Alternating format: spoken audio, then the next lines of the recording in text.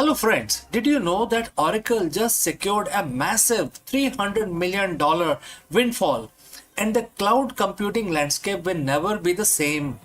In this video, we break down how Larry Ellison's tech giant pulled off this incredible financial feat and what it means for the escalating cloud wars against the giants like AWS, Microsoft Azure, and Google Cloud. As the enterprise demand for AI integrated cloud infrastructure skyrockets, Oracle positions itself as a dominant force. We will analyze the specific deals that led to this jackpot, the impact on Oracle's stock, and why the analysts are shifting their outlook on the company's long-term growth. Let's go and explore this further. For decades, the cloud wars had a predictable hierarchy. Amazon, Microsoft, and Google sat on the throne while everyone else fought, for the crumbs. But in late 2025 and moving into 2026, the script has been flipping. In fact, it has flipped completely now. Oracle, the company your dad knew for databases, just hit another 300 billion jackpot. This isn't just a win, it's a tectonic shift. We are talking about a massive multi-year deal with OpenAI that has sent Oracle's backlog or remaining performance obligations soaring to an eye-watering $553 billion. Today we are diving into the new Oracle. How did Larry Ellison turn a legacy software company into the backbone of the AI revolution? Is this 300 billion windfall a guaranteed victory, or is Oracle building a house of cards on the back of a single customer? So friends, before we move forward, and if you've reached this far, please inform us from which city you have tuned in and in which language you are watching this live stream. This will help us determine the reach of our channel. Alright, let's break it down. To understand the jackpot, we have to look at the numbers. The headline is $300 billion. 5-year contract with OpenAI. To put that in perspective, that's roughly 60 billion in revenue per year from just one client. Why would OpenAI, a company born in Microsoft Azure's cloud, move a massive chunk of its workload to Oracle? The answer is simple: capacity and power. OpenAI's hunger for compute is insatiable. They need electricity and lots of it. This deal involves 4.5 gigawatts of power capacity. That's enough to power 4 million homes. Oracle isn't just renting out existing space, they are building massive new AI factories under a project often referred to as Stargate. We are seeing brand new data centers, campuses in Texas and Ohio, packed with hundreds of thousands of NVIDIA Blackwell GPUs, Oracle's secret weapon. Their infrastructure was built later than AWS and Azure. That sounds like a disadvantage, but it actually means their Gen 2 cloud was designed specifically for high performance workload and modern databases, the exact environment AI needs to thrive. But building a 300 billion cloud isn't easy. You cannot just plug 400,000 GPUs into a wall socket. The traditional power grid cannot handle this. This is where the heating up part of your title gets literal. Just this week, in April 2026, Oracle made a massive move to solve the energy crisis. They have partnered with Bloom Energy for nearly 3 gigawatts of fuel cell power. Instead of waiting for years for local utility companies to build power lines, Oracle is building its own off-grid power plant. They are literally bypassing the grid to ensure their AI servers never go dark. This level of aggressive expansion is why Oracle Cloud Infrastructure revenue jumped 84% in most recent quarter. While the big three are growing at steady clips, Oracle is growing like a startup on a steroid. Now we have to talk about the red flag, which is $300 billion. Sounds great on paper, but Wall Street is nervous. Oracle stock has been going through some intense volatility lately. Why? Because customer concentration. Over 50% of Oracle's future backlog is tied to one company, which is OpenAI. If OpenAI struggles to monetize its model, or if the AI bubble cools down, Oracle is left holding the bill for billions of dollars in hardware and in data centers. Oracle's debt to equity ratio is also significantly higher than Microsoft or Amazon. They are borrowing heavily to build this future. They are spending $50 billion in capital expenditure this year alone. It's a bet the farm movement for Larry Ellison. Is Oracle a ticking time bomb or a visionary genius? The market can't quite decide at this point in time. So, where does this leave us? Oracle has officially graduated. They are no longer the database company or the fourth placed cloud. With 300 billion jackpot in hand, they are the specialized AI cloud. That's the world's most powerful startup as flocking it. The cloud war is heating up because the rules have changed. It's no longer about who has the most features. It's about who has the most GPUs and most gigawatts. And Oracle has both. If they can execute on this backlog and diversify their client base beyond OpenAI, we might be looking at the new king of enterprise tech. But if the AI hype fails to meet reality, the $300 billion windfall could become a $300 billion lesson in over expansion. One thing is certain, Oracle isn't playing it safe anymore. They are playing for the whole jackpot. So friends, what do you think? Is Oracle the best AI player in the market, or the risk is too high? Let me know in the comments below. Don't forget to like and subscribe for more deep dive into the tech that is going to shape 2026 and beyond. Thanks for watching, and I will catch you again in the next one. Before I leave, a word about our affiliate partner. Stop settling for a good enough video. If your built-in laptop camera looks like a grainy mess, it is time for an upgrade. Want to instantly level up your video presence? I like to present the Lenovo Performance FHD webcam.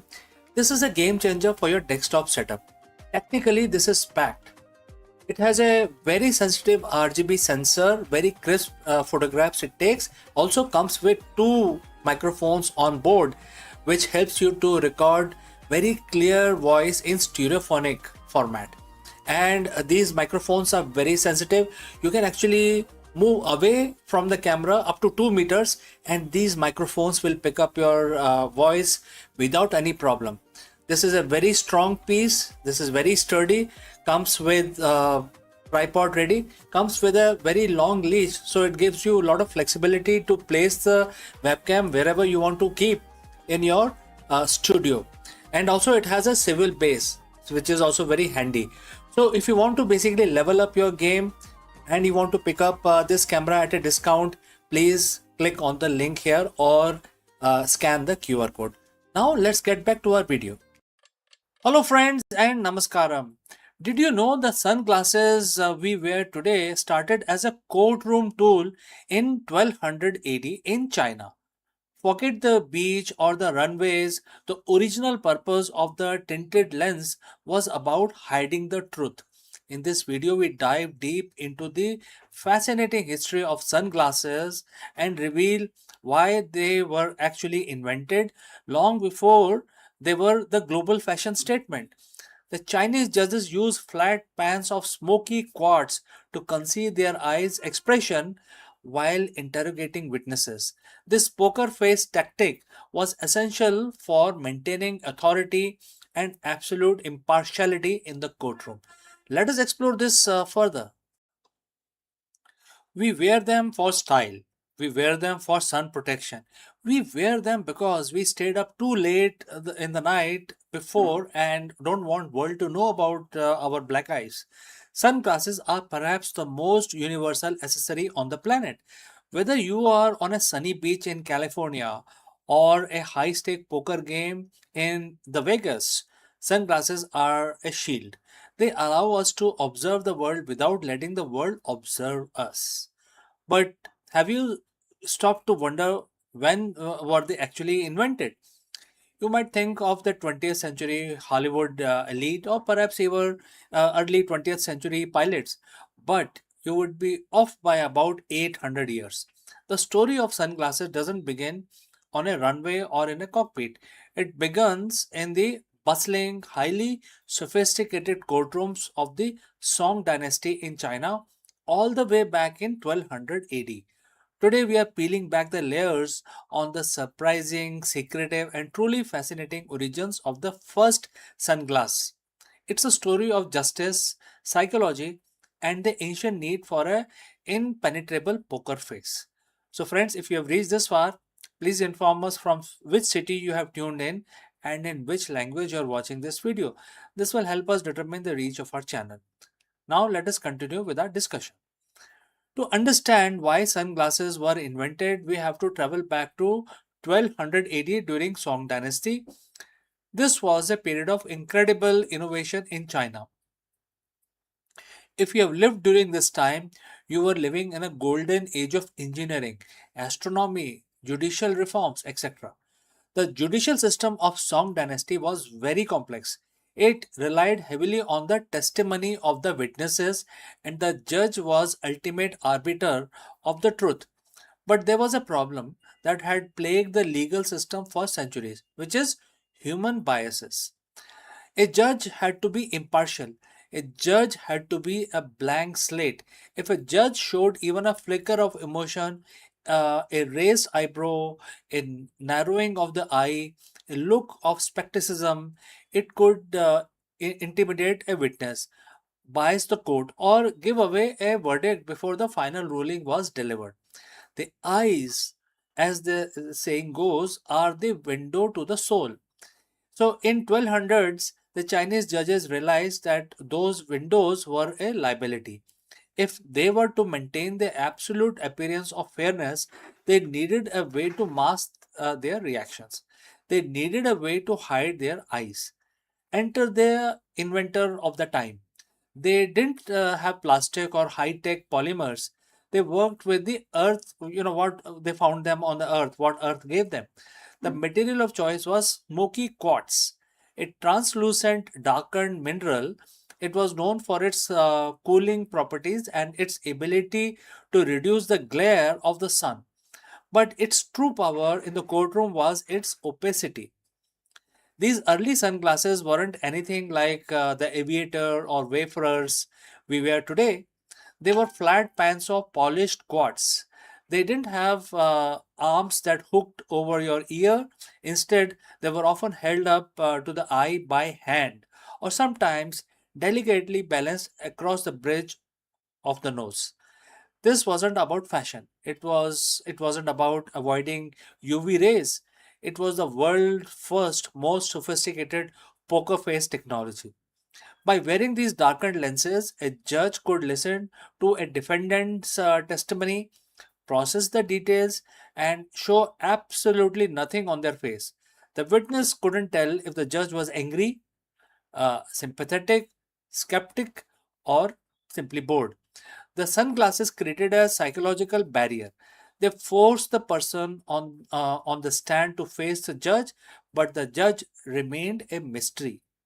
It was an ingenious application of the material science to solve a psychological problem in the legal system. It was, in essence, the first time in human history that eyewear was used as a tool to control a flow of the information. For a long time, this remained a tool of the elite and the judicial class. It wasn't something the average citizen wore while strolling through the marketplace. It was a symbol of authority. But as with all the great invention, the idea began to spread. Over the following centuries, the use of tinted lenses moved from courtroom to other aspects of high society. Wealthy individuals began to adapt the look not just for the psychological masking effect, but because they found that tinted lenses helped them reduce eye strain and fatigue during long periods of reading or traveling. The journey of the sunglass from a judicial tool to a fashion icon is a long one. When explorers and traders eventually brought the concept of the tinted lenses to the West, it was refined. Eventually, the flat pans evolved into frame with earpieces, and later, during the early 20th century, mass manufacturing allowed them to become a sunglasses that we recognize today. But even today, the DNA of 1200 AD's invention remains. Think about why celebrities wear sunglasses on the red carpet. Think about why professionals, poker players, wear them at their final table. We are, doing exactly what those Song dynasty judges were doing 8 centuries ago. We are creating a barrier. We are controlling what others can see, and they cannot. We are using pieces of tinted glass to preserve our mystery. It's humbling, isn't it? Every time you put on a pair of sunglasses before heading out into the sun, you are participating in a tradition that was over 800 years old.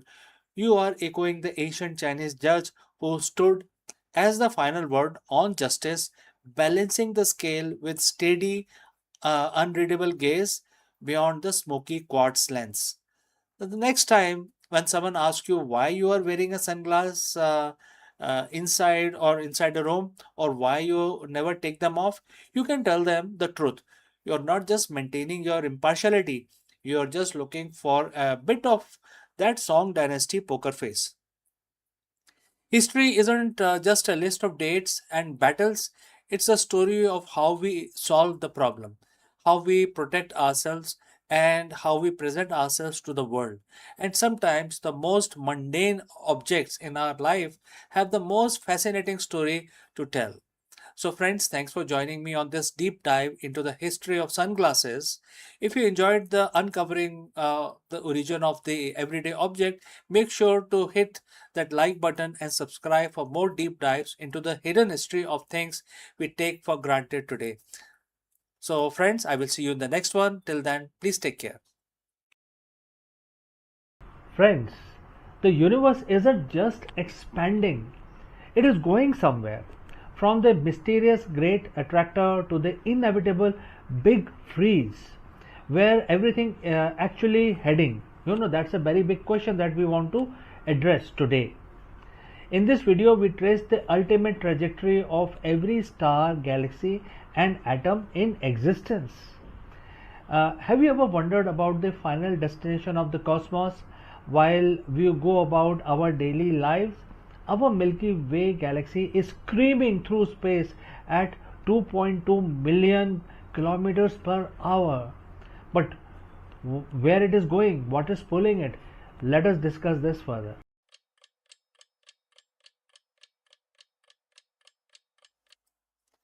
नमस्कार दोस्तों, आप सभी का स्वागत है। और हर रोज की तरह हम अपना जो दिन है उसकी शुरुआत करते हैं भगवान की पूजा करके। तो आज है बुधवार, और आज तो गणेश जी की स्तुति बनता है, क्योंकि हम अपना दिन शुरू करेंगे गणेश जी की पूजा करके, क्योंकि आज का दिन उनको समर्पित है। तो बहुत ही सिंपल सा एक मंत्र हम 11 दफा पढ़ेंगे। और आप तो जानते हैं कि हर रोज की तरह हम अपनी पूजा शुरू करते हैं, और जो मंत्र है 11 दफा अपने हमें थोड़ा सा सहायता मिले तो हम इस काउंटर को यूज करते हैं। और इसमें ये बड़े आराम से हमें इसमें नंबर आ जाते हैं स्क्रीन के ऊपर। पता चल जाता है कि हमारे कितने दफा हो गया है। तो आप कोई भी तरीका यूज कर सकते हैं, लेकिन सबसे इंपॉर्टेंट बात यह है कि हमारे साथ जुड़ें और हमारे साथ इस मंत्र का उच्चारण 11 दफा करें। इससे भगवान गणेश काफी खुश होते हैं। तो चलिए जी, हाथ जोड़ के हम नमन करते हैं और 11 दफा भगवान जी को याद करते हैं। ओम गण गण गणपते नमः। ओम गण गण गणपते नमः। ओम गण गण गणपते नमः। ओम गण गण गणपते नमः। ओम गण गण गणपते नमः। ओम गण गण गणपते नमः। ओम गण गण गणपते नमः। ओम गण गण गणपते नमः। ओम गण गण गणपते नमः। ओम गण गण गणपते नमः। ओम गण गण गणपते नमः। ओम गण गण गणपते नमः। तो दोस्तों हमारे 11 दफ़ा जो स्तुति थी वो पूरी हो गई भगवान गणेश की। अब हम अपना दिन स्टार्ट करेंगे आराम से। भगवान की हमने पूजा कर ली है, तो चलिए अभी आपसे विदा लेता हूँ, लेकिन जल्दी ही मिलता हूँ दूसरे वीडियो में। कहीं मत जाइएगा। Friends, we all know that the stars, when they run out of their fuel, explodes into a supernova. Especially the kind of star which are much larger than sun. They have to be larger than sun in order to become a supernova.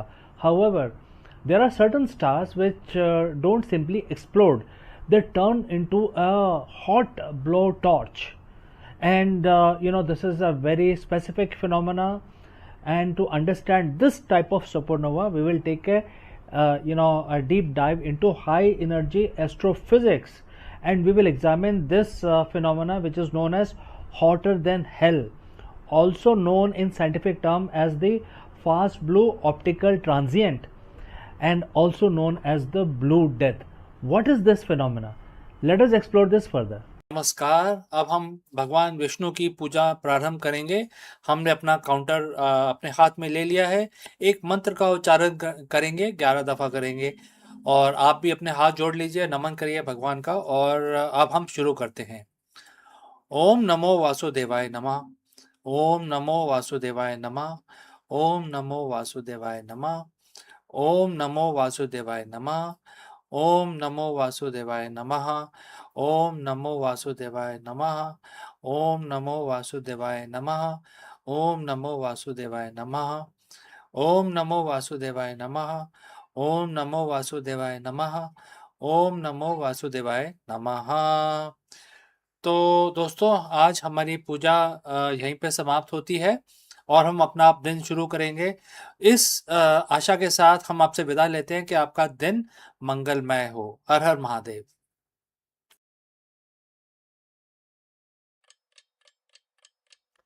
नमस्कार दोस्तों, आप सभी का स्वागत है। और आज हम डिस्कस करेंगे कि जो मार्केट वोलेटिलिटी है या ग्लोबल अनसर्टेनिटी है या कांस्टेंट डिसरप्शन जो हमारे बिजनेस में होते रहते हैं, इसके होते हुए एक लीडर, एक सीईओ अपनी ट्रू स्ट्रेंथ को कैसे महसूस कर सकता है। तो इस बहुत ही इंपॉर्टेंट सवाल का आंसर ढूंढेंगे हम, भगवत गीता का सहारा लेंगे और इसमें देखेंगे कि ये हमें क्या एडवाइस भगवत गीता हमें देती है। ऑलराइट, हम ये डिस्कवर करेंगे कि कोई ऐसा मॉडल है जो हमारे को बहुत शक्तिशाली बना देता है, इनडिस्ट्रक्टिबल बना देता है, और ऐसा हमको बना देता है कि हम किसी चीज से विचलित नहीं होते हैं। तो ये बहुत ही इंपॉर्टेंट है आज के परिप्रेक्ष्य में, स्पेशली सारे लीडर्स के लिए। तो कहीं मत जाएगा क्योंकि ये बहुत ही इंटरेस्टिंग हम डिस्कशन करने वाले हैं। चलिए आगे बढ़ते हैं। तो दोस्तों आपका फिर से स्वागत है और हम इस एपिसोड में एंशिएंट विजडम जो हमारे भगवत गीता में मेंशन्ड है उसका सहारा लेंगे और हम जानेंगे कि जो लीडर्स होते हैं वो कैसे हाई प्रेशर लैंडस्केप के अंदर 2026 में, क्योंकि बहुत हाई प्रेशर है, बहुत सारे रेगुलेशंस हैं, बहुत सारे नई तरह से बिजनेस करना है। तो इसमें जो लीडर्स हैं, आज के हमारे जो लीडर्स हैं या आप हैं या सीईओज हैं, ये कैसे अपनी रेजिलिएंट, अपने सॉफ्ट स्किल को इतना बढ़ा सकते हैं कि वो एक जो स्किल है आपका उसको बिल्कुल इंडिस्ट्रक्टिबल बना देगा आपको। तो हम इस चीज का विश्लेषण करेंगे आज, और हम ये जो इसका आंसर ढूंढेंगे भगवत गीता के चैप्टर 2 वर्स 23 से। ये वर्स है, बहुत ही छोटा सा वर्स है, बहुत ही 2 लाइनों का इसमें श्लोक है ये। इसमें भगवान कृष्ण एक्सप्लेन कर रहे हैं अर्जुन को, जब अर्जुन अपने कुरुक्षेत्र में बैठे हैं, और एक ये मास्टर क्लास की तरह ये डिलीवर किया गया है। और इसमें ये बताया गया है कि इस वर्स के अंदर कि आप कैसे अपने आप को साइकोलॉजिकली स्टेबल बना सकते हैं। ये बहुत ही जरूरी है, क्योंकि अगर आप किसी बोर्डरूम में जा रहे हैं और आप साइकोलॉजिकल स्टेबल नहीं है, आपको कोई चीज परेशान कर रही है, तो आप वहां पे फेल हो जाते हैं। तो दोस्तों अगर आप यहाँ तक पहुंचे हैं तो बताइए कि आप किस सिटी से हमारे साथ जुड़े हैं और किस भाषा में आप हमारे वीडियो देखते हैं। चलिए हम आगे बढ़ते हैं। जो ये वर्ड्स है, ये जो श्लोक है, ये कहता है कि जो हमारी आत्मा है, जो हमारा सेल्फ है, ये एक किसी भी हथियार से डिस्ट्रॉय नहीं किया जा सकता। आग में जलाया नहीं जा सकता, पानी से इसको गीला नहीं किया जा सकता, और ना ही हवा से इसको उड़ाया नहीं जा सकता। तो अगर इसको आप प्रथम दृष्टि में देखेंगे, फर्स्ट ग्लांस, तो ऐसा लगता है कि ये कोई मेटाफिजिकल स्टेटमेंट है। लेकिन मॉडर्न एग्जीक्यूटिव के लिए, जो आज के सीईओ हैं, उसके लिए ये क्या वैल्यू रखता है? लेकिन इसको आप ध्यान से पढ़ेंगे, हम इसको डिकोड भी करेंगे।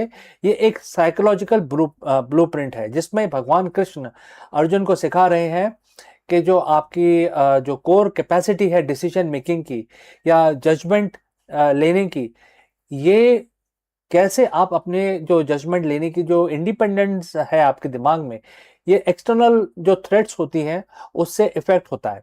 तो कैसे आप अपने आप को बचा सकते हैं? और प्रोफेशनल लाइफ में हमारे जो एक्सटर्नल थ्रेट्स हैं वो क्या क्या हो सकते हैं?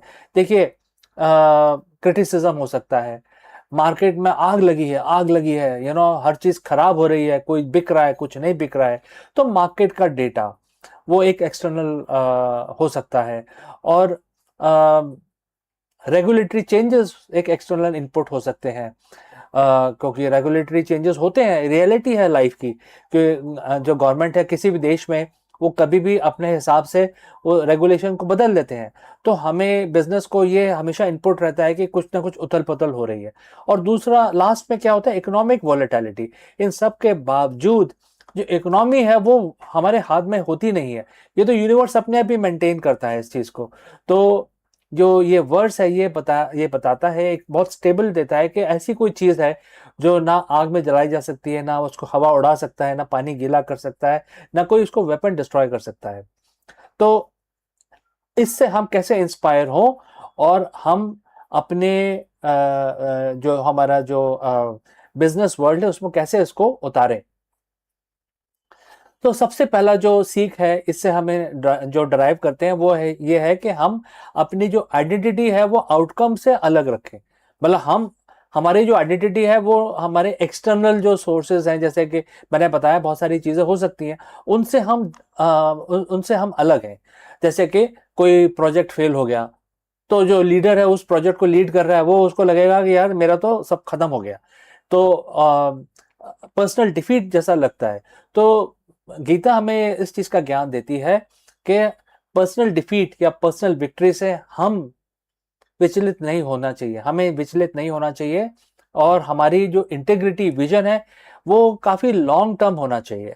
तो जो कभी हमारी विक्ट्री होती है, कभी हमारा फेलियर होता है, उससे ना हम बहुत ज्यादा खुश हो और ना हो बहुत ज्यादा दुखी।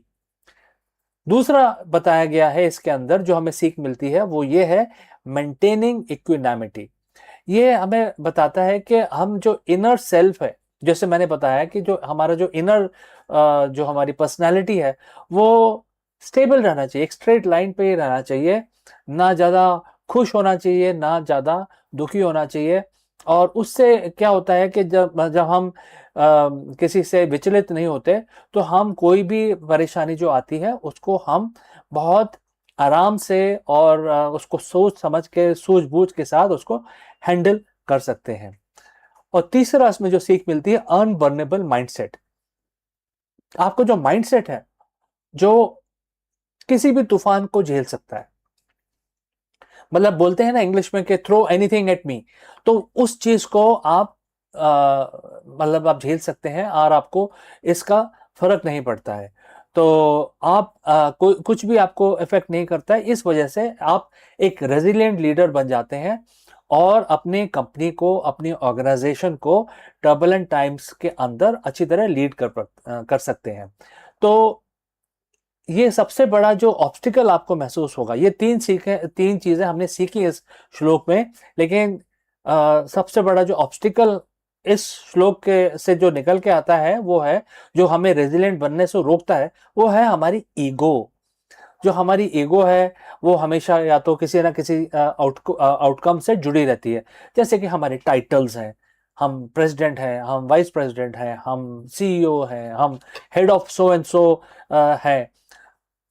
एक ये ईगो हो जाता है। एक हमारा स्टॉक प्राइजेस, कि हमने इतना अच्छा काम किया, हमारी कंपनी का प्राइस बहुत ऊपर जा रहा है, हमारी खुद की रेपुटेशन। तो ये जो वर्ड्स है ये आपको बोलता है कि ईगो अगर आप इसमें लाएंगे तो ये सारी चीजें जैसे फायर, विंड, वेपन्स, ये आपको इफेक्ट करेंगे। मतलब आप रेजिलियंस खो देंगे। तो आपको ईगो बिल्कुल निकाल देनी है, अपने आप को बिल्कुल ग्राउंडेड करना है। और ग्राउंडेड करके गीता आपको ये नहीं बोलता कि आप चले जाइए जंगल में, आपको बोलता है कि आप पहले ग्राउंडेड हो जाइए, बिकम इंडिस्ट्रक्टिबल, और उसके बाद अपने धर्म का पालन करें। आपका धर्म क्या है? आपका धर्म है अपनी कंपनी को, अपने एम्प्लॉयज को, अपने कस्टमर्स को वैल्यू देना। ये आपका धर्म माना जाता है गीता के अनुसार। तो आप अपने रेजिलियंस को बढ़ाएं, एक दीवार की तरह बन जाएं, ना ज्यादा खुश हो, ना ज्यादा दुखी, ना कोई आपको विचलित कर सके, ना आपको कोई मार्केट टर्बुलेंट जो भी इंफॉर्मेशन है वो आपको हिला सके, कुछ भी आपको इफेक्ट ना करे। आप बन जाएंगे एग्जीक्यूटिव रेजिलियंस के मसीहा, एक बहुत बड़े स्ट्रांग, मेंटली स्ट्रांग एक लीडर बन जाएंगे। चलिए, ये तो बात होगी। अब आप इसको प्रैक्टिस कैसे करें? मतलब एक दिन में तो आप इसको कर नहीं सकते हैं, आपको पूरा अपना जो माइंड है वो चेंज करना पड़ेगा। तो पहली जो सीख है वो है कि आप सुबह मॉर्निंग चेक इन करें। मॉर्निंग चेक इन मतलब कैसे करेंगे कि अगर कोई इंपॉर्टेंट मीटिंग आपकी स्टार्ट होने वाली है तो आप 1 मिनट का समय अपने आप को दें और ये सोचें कि आज किस तरह से मैं हैंडल करूंगा और कैसे मैं अपने आप को ग्राउंडेड रखूंगा, कुछ भी फ्लक्चुएशन होता रहे मार्केट में और आपके बिजनेस में, लेकिन आपका जो लेवल है वो स्टेबल रहना चाहिए। दूसरा, आपको क्या प्रैक्टिस करना है? Neutral observation. आप किसी भी क्राइसिस को देखेंगे तो उसको न्यूट्रलिटी से देखेंगे, बायस होके नहीं देखेंगे कि ये मेरा है ये तेरा है, ऐसा करके नहीं देखेंगे। और ये मेरे साथ ऐसा क्यों हो रहा है, और बहुत तरह की बातें होती हैं। लेकिन आप ऐसा समझ के देखेंगे कि आप जज हैं, जज जूरी, और अपने आप को ऐसे न्यूट्रल पार्टी रख के फिर आप देखेंगे किसी भी इंसिडेंट को, तो आप अच्छा डिसीजन ले पाएंगे। फिर आपको कोई मार्केट फोर्सेस या कुछ इवेंट या फायर विंड कोई भी आपको हिला नहीं पाएगी, और आप आराम से सोल्यूशन निकालते हुए, नेविगेट करते हुए प्रॉब्लम से अपने आप को और अपनी कंपनी को बाहर ले जाएंगे। तीसरा सबसे इंपॉर्टेंट है आउटकम डिटैचमेंट, मतलब कि जो रिजल्ट है उससे आप अटैच ना हो। ये ना कहें कि ये मैंने किया है, राइट? भगवत गीता आपको इस चीज का ज्ञान देती है कि आपका धर्म है, आपका जो एक्शन है आपका धर्म है, तो आपको एक्शन पूरा फुल फ्लेज करना है। लेकिन ये कभी नहीं बोलना है कि ये मैंने एक्शन लिया इस वजह से ऐसा हुआ, क्योंकि ये तो यूनिवर्स देता है आपको। तो आपको अपने एंड रिजल्ट से डिटैच अपने आप को रखना है।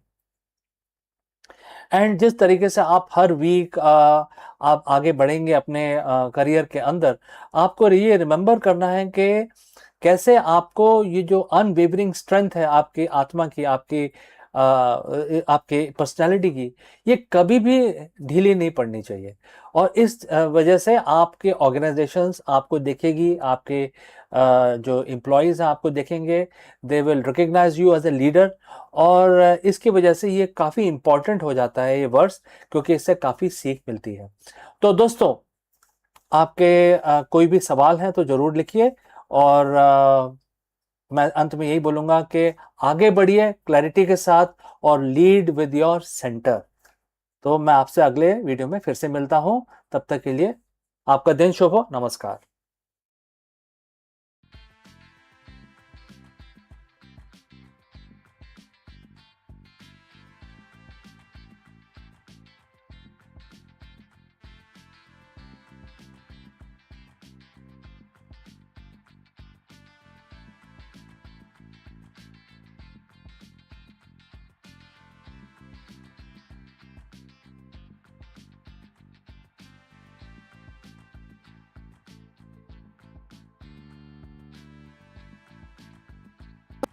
In the dawn of civilization, when society sought order amid the chaos of human desire and duty, a sage named Manu stepped forward to weave the law into life. His vision was not confined to ritual or governance alone. It reached into the intimate bond between men and women, shaping the very foundation of family and societies. Manu's world became more than a rule. They were a mirror of cosmic balance, binding love, duty, and hierarchy into the framework that endured for centuries. Like Hammurabi in Babylon or Confucius in China, Manu's legacy reminds us that across culture, sages and lawgivers sought to tame the most powerful force of all, that is relationship between men and women. And in doing so, they etched the blueprint of civilization itself. So let's find out more about this.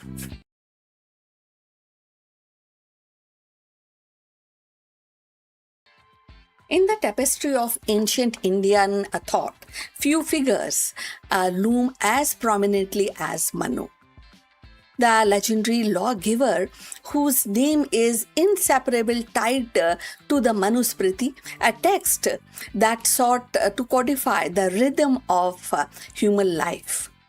Manu was not merely a sage, he was envisioned as the archetypal legislator, the one who translated cosmic order into social norms. His laws, particularly those governing the relationship between men and women, revealed both the aspiration and the anxieties of civilization, striving to balance duty, morality, and hierarchy.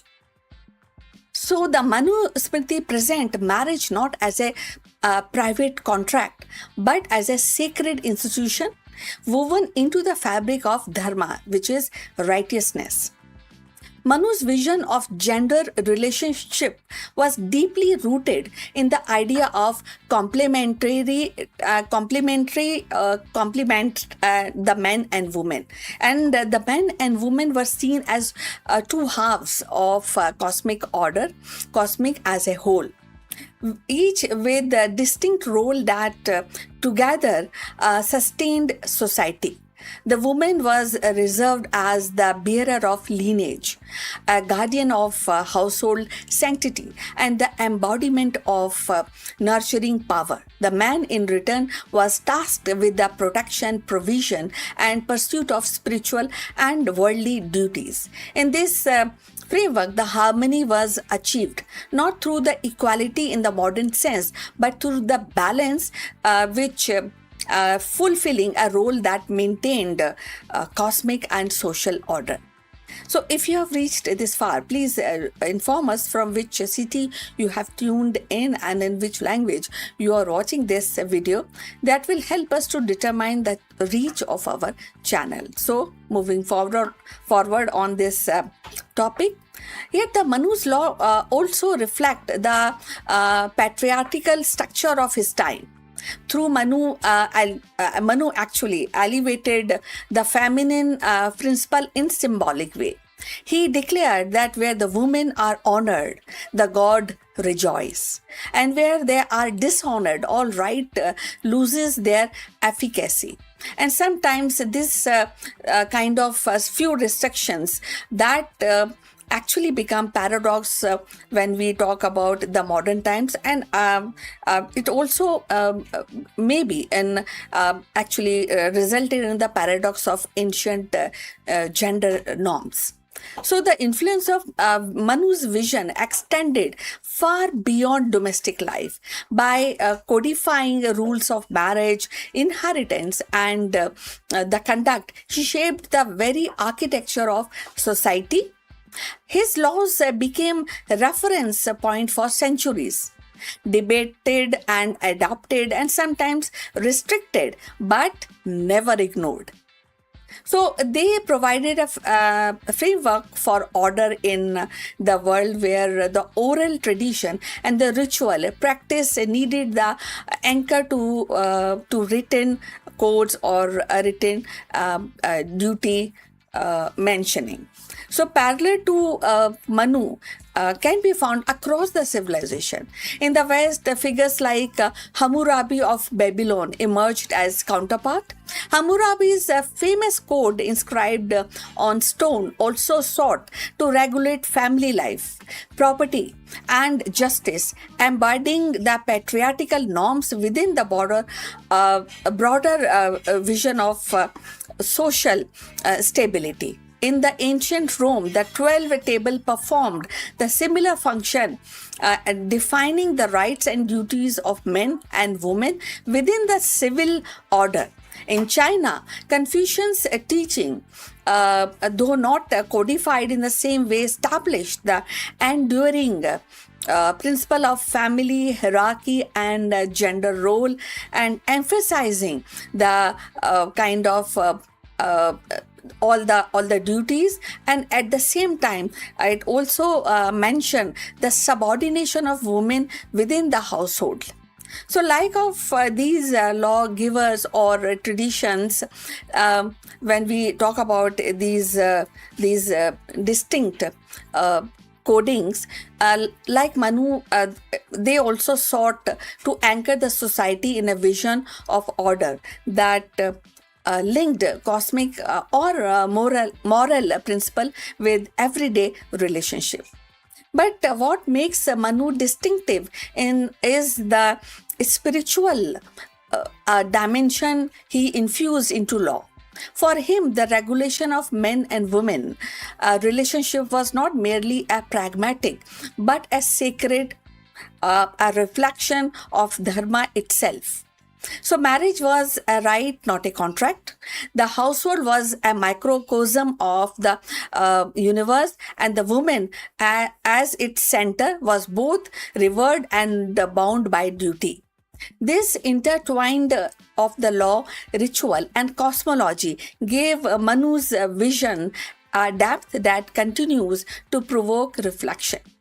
So in the modern age, Manu's legacy is contested, sometimes criticized, but critics highlight the restrictive aspect of his law, especially regarding women's autonomy, while others emphasize the symbolic reverence and the attempt to harmonize the social life with cosmic principle. His parallel Hammurabi, Confucius, and Roman jurist reminded us that every civilization has grappled with the same challenge: how to regulate human relationship in a way that preserve the order, morality, and continuity. The answer differs, but the impulse is universal. Ultimately, Manu stands as both a product of his time, a figure of enduring influence, and his law revealed the ancient Indian attempt to weave the gender relation into a larger fabric of dharma, that is righteousness, balancing reverence with restriction and symbolism with social control.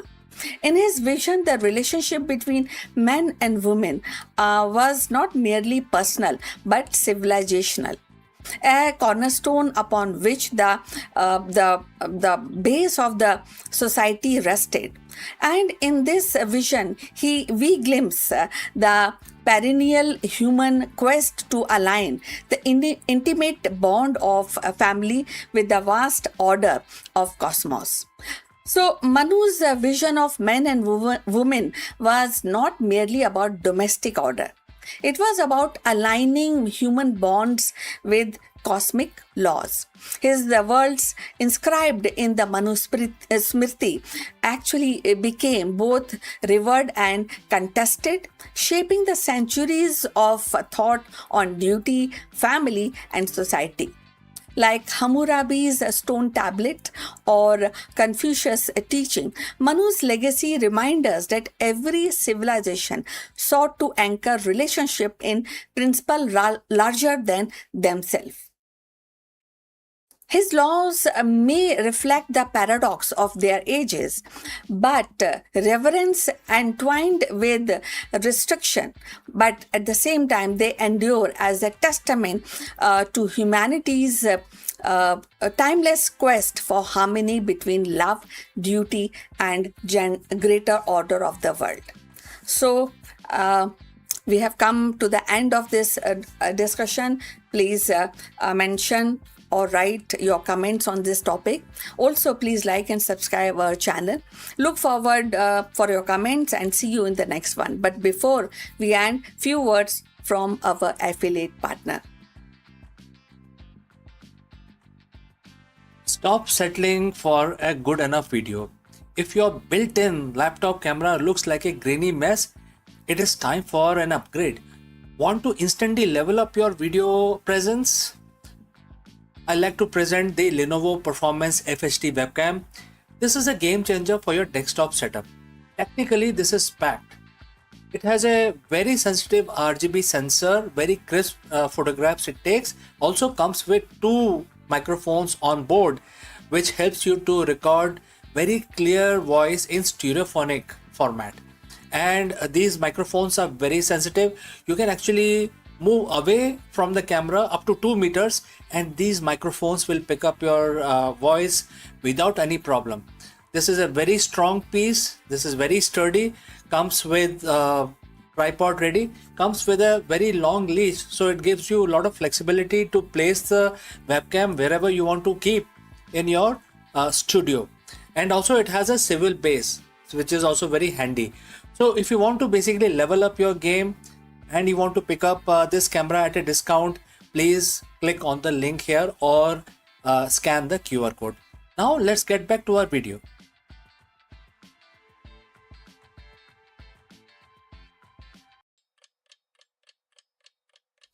Hello friends and namaskar. Do you know that the Gurugram real estate prices have skyrocketed by 18%? Therefore, in this video, we break down exactly why property demand in Gurugram is hitting new high in 2026 and what this means for home buyers and the real estate investors. Let's go and explore this further. If you have been looking at the property in Gurugram lately, you have probably noticed that same thing I have in the market is basically on fire. So what was cheaper earlier is now becoming expensive. We are looking at an 18% jump in the prices, and that isn't just a random number. It's a signal of a massive shift in the Millennium City. But is this a bubble about to burst, or is there some actual solid value behind these numbers?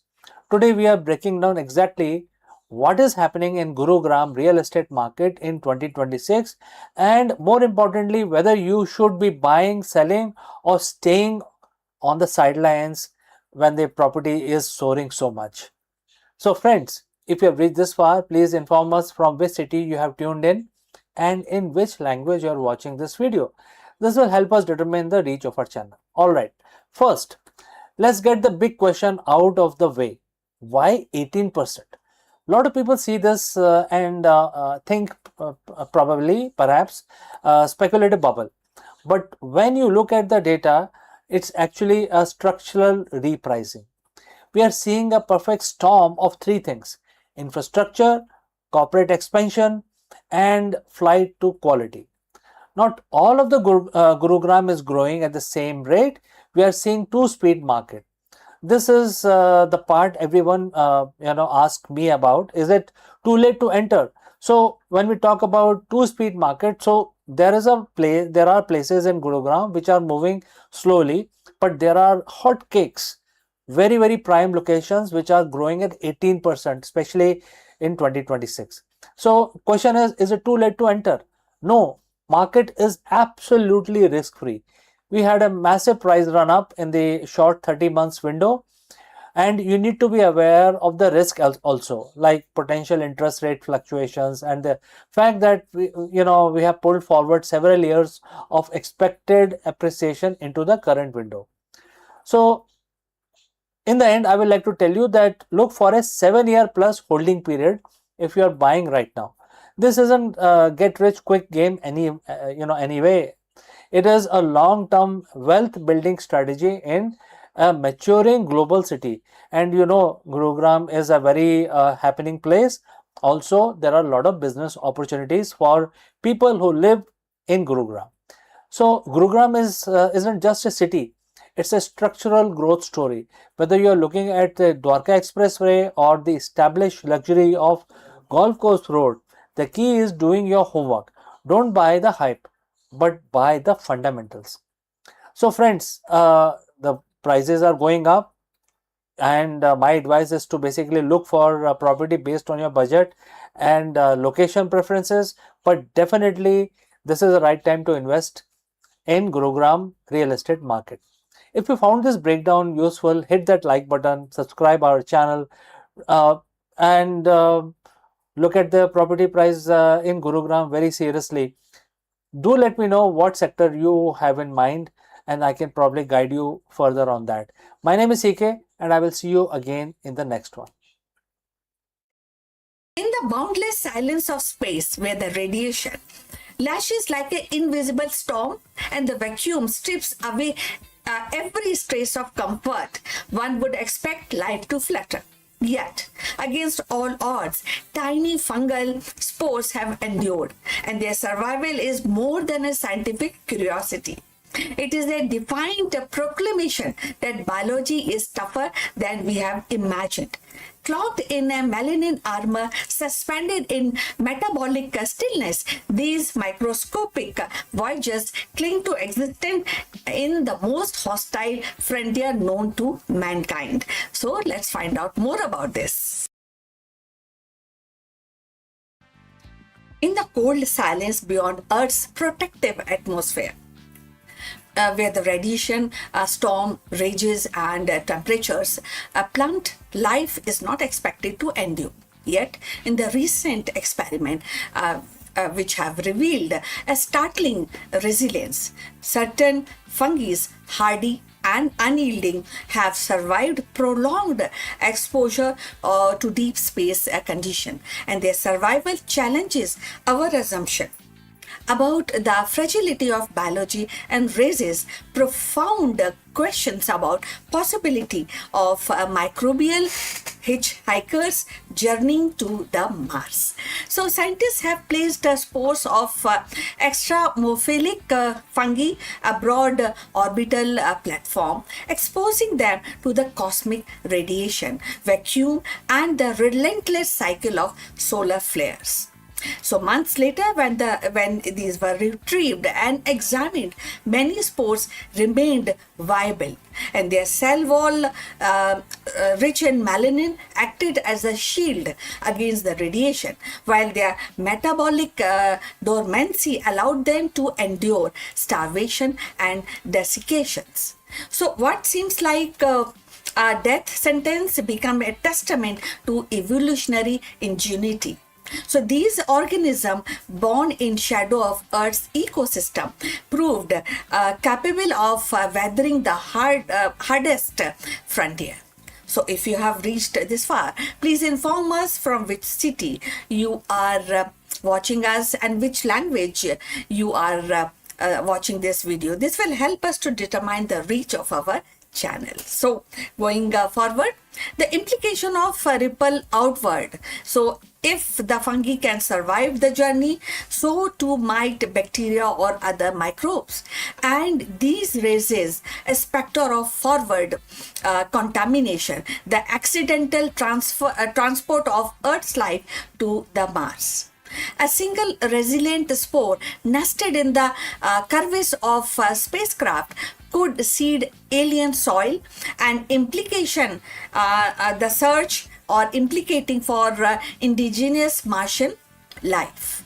So the line between the discovery and contamination grows perilously thin. For planetary protection agencies, the survival of fungi is both a marvel and a warning. Yet there is another perspective, and that is we are talking about opportunity. If the fungi can endure space, they might one day serve as allies in colonization. And their ability to recycle nutrients, break down the waste, and even produce protective compound could make them invaluable partner for astronauts establishing habitats on Mars. Imagine fungal bioreactors converting Martian logit into fertile soil, or shielding domes infused with melanin to observe the radiation. So, what begins as a survival experiment could evolve into a cornerstone of extraterrestrial agriculture and medicine. The survival of fungi also touches on the deeper philosophical questions, and that is life.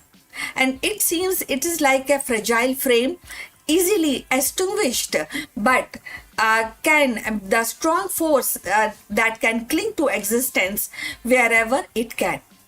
So the cosmos, the vast and indifferent, it may be, but it not empty with the possibilities. And each pose that endures in the orbit whispers of resilience, of stubborn refusal of biology to yield. In their microscopic triumph, the fungi remind us that life is not confined to Earth. It is a universal experiment, always probing the boundaries of possibilities. As humanity prepares for Mars mission, these fungal survivors stand as both cautionary tale and the beacon of hope. They warn us that the thread of this survival, we have to actually deal with careful insight, and least we overwrite Martian biology with our own. But they also inspire us to imagine a future where Earth's smallest organism help us to thrive on very distinct world, and in quiet endurance of these spores drifting through space, we glimpse the persistence of life itself, unyielding, adaptable, and forever reaching to new horizon, new boundaries. In the quiet resilience of these spores drifting unbroken through the cosmic abyss, we glimpse a truth larger than any single experiment. Life is not fragile, but defined. The fungi that endures in the deep space remind us that the biology is a force that adapts, persists, and seeks footholds even in the most hostile realm. As humanity prepares to step into the Mars, their survival is both a warning and a promise. Warning us to guard against the contamination, yet promising that life itself may be our greatest ally in the journey beyond Earth. So, in the void where the silence resigns, the spores whisper, a timeless refrain. A life refuses to die, and it is a refusal, it is a carrier that the seeds of tomorrow's world. So we have come to the end. Thanks for watching this, and we look forward for your comment. At the same time, we request you to subscribe our channel. See you in the next, but before we go further, a few words from our affiliate partner. Stop settling for a good enough video. If your built-in laptop camera looks like a grainy mess, it is time for an upgrade. Want to instantly level up your video presence? I like to present the Lenovo Performance FHD webcam. This is a game changer for your desktop setup. Technically, this is packed. It has a very sensitive RGB sensor, very crisp photographs it takes. Also comes with two microphones on board, which helps you to record very clear voice in stereophonic format. And these microphones are very sensitive. You can actually move away from the camera up to 2 meters, and these microphones will pick up your voice without any problem. This is a very strong piece. This is very sturdy. Comes with tripod ready. Comes with a very long leash, so it gives you a lot of flexibility to place the webcam wherever you want to keep in your studio. And also it has a swivel base, which is also very handy.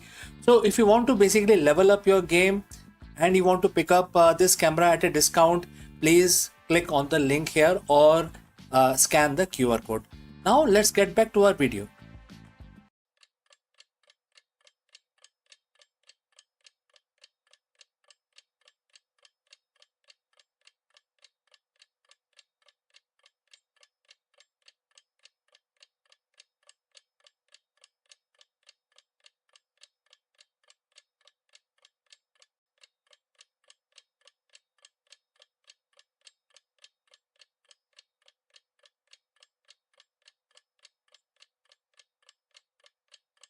Hello friends, Namaskaram. There is a massive news from New Delhi. The 16th India-Japan Annual Summit has officially concluded, making a historic turning point for the global diplomacy and the economy. With a staggering $68 billion, which is equal to 10 trillion yen, investment pledge over the next decade, India and Japan are redefining their partnership. In this video, we break down everything you need to know about this landmark pact and what it means for the future of both nations. From cutting edge defense, co development to the next generation of AI, energy, security, we analyze how this massive infusion of capital and the 120 plus new business agreement will reshape the global landscape. Let's go. In the rapidly shifting landscape of global economic, the certain movements stand out not just as headlines but as turning point that defines the next decade of the industry. We have just witnessed one of those moments, one of the most important moments. And monumental commitment has been made, a staggering 10 trillion yen, that is approximately $68 billion in planned investment from Japan into India over the next 10 years. This isn't just a diplomatic handshake, this is massive systemic alignment of two of the world's most vital economies. Today, we are breaking down why the $68 billion pact is a game changer for supply chain, the tech sector, and the future of the global manufacturing. So, friends, before we move forward, if you have reached this far, please inform us from which city you have tuned in. This will help us determine the reach of our channel. Now, let's continue. So, the big question is why now? To understand the weight of this investment, we have to look at the economic security. That is a roadmap that both nations recently finalized. In an era of geopolitical uncertainty, supply chain resilience has become the ultimate currency. Both nations recognize that depending on a single source of for a critical technology is no longer viable strategy. By deepening this partnership, they are building a China plus one ecosystem, positioning India as a primary destination for Japanese capital and technological expertise. We aren't talking about simple trade anymore. We are talking about the shared sovereignty over future tech. From semiconductors to quantum computing and critical minerals, this pact is designed to ensure that if a global trade flows, if any disruption happens in the flow, these two partners have the technological and industrial autonomy to keep their industries moving. So, where does the $68 billion actually go? The roadmap is incredibly specific and span four major pillars. Number one is semiconductor and deep tech. The most critical battleground for the 21st century is the semiconductor. We are seeing a massive collaboration between top tier electronics firms and domestic manufacturers in India. We are also talking about the front end fabrications, OSAT, which is outsourced semiconductor assembly and test plants, and specialized semiconductor material production. This is about creating a self sustaining silicon ecosystem, not just assembly. Second, the green energy transition. The energy security is central to this deal. The roadmap includes an ambitious biogas initiative to set up 1,000 plants across the country, but it goes further. Green ammonia, green methanol, and major investment in batteries and renewable grid infrastructure. Number three, the next generation mobility and infrastructure. We have been tracking the bullet train corridor for years now, but this impact accelerates the development of smart cities, high speed logistics. It's about modernizing ports and rails to ensure that when a product is made in India, it can reach global market faster than ever before. And number four is the artificial intelligence and the quantum computing, perhaps the most forward looking part of the pact. Both sides have signed agreement on AI, combining Japanese precision manufacturing capabilities with India's massive scale of software and the digital talent. For the business community watching this message is very clear. The red tape is disappearing. India allows 100% FDI through the automatic route in most sectors, meaning Japanese firm can maintain full ownership and control of their Indian subsidiaries. There is also a dedicated Japan Plus desk at Invest India, specifically designed to fast track these massive projects. The industry isn't just reacting to policy, they are voting with their capital. We have seen over 100 new business agreements signed in the past year alone. This is an initiative for Japanese companies to scale and for Indian firms to integrate into global high value supply chain. And of course, no deal of this magnitude comes without a hurdle. Implementation is where the real work happens. Logistics, regulatory harmonization, and the culture integration between workforce are the next frontier. However, the trend is undeniable. India Japan partnership is no longer just about trade volumes, it is about technological convergence. When you combine a workforce that is young and tech savvy with one of the most advanced industrial innovation engines in the world, the output is greater than the sum of its part. This $68 billion pact is effectively the foundation of the golden phase of this partnership. Whether you are an investor, a tech professional, or a student, the bridge between these two nations is widening and the opportunities are growing by the day. We will keep tracking these development here on this channel. But I would like to ask you, what sector do you think will see the biggest disruption from this investment? Let me know in the comments below. I'm CK and I will see you very soon in the next one.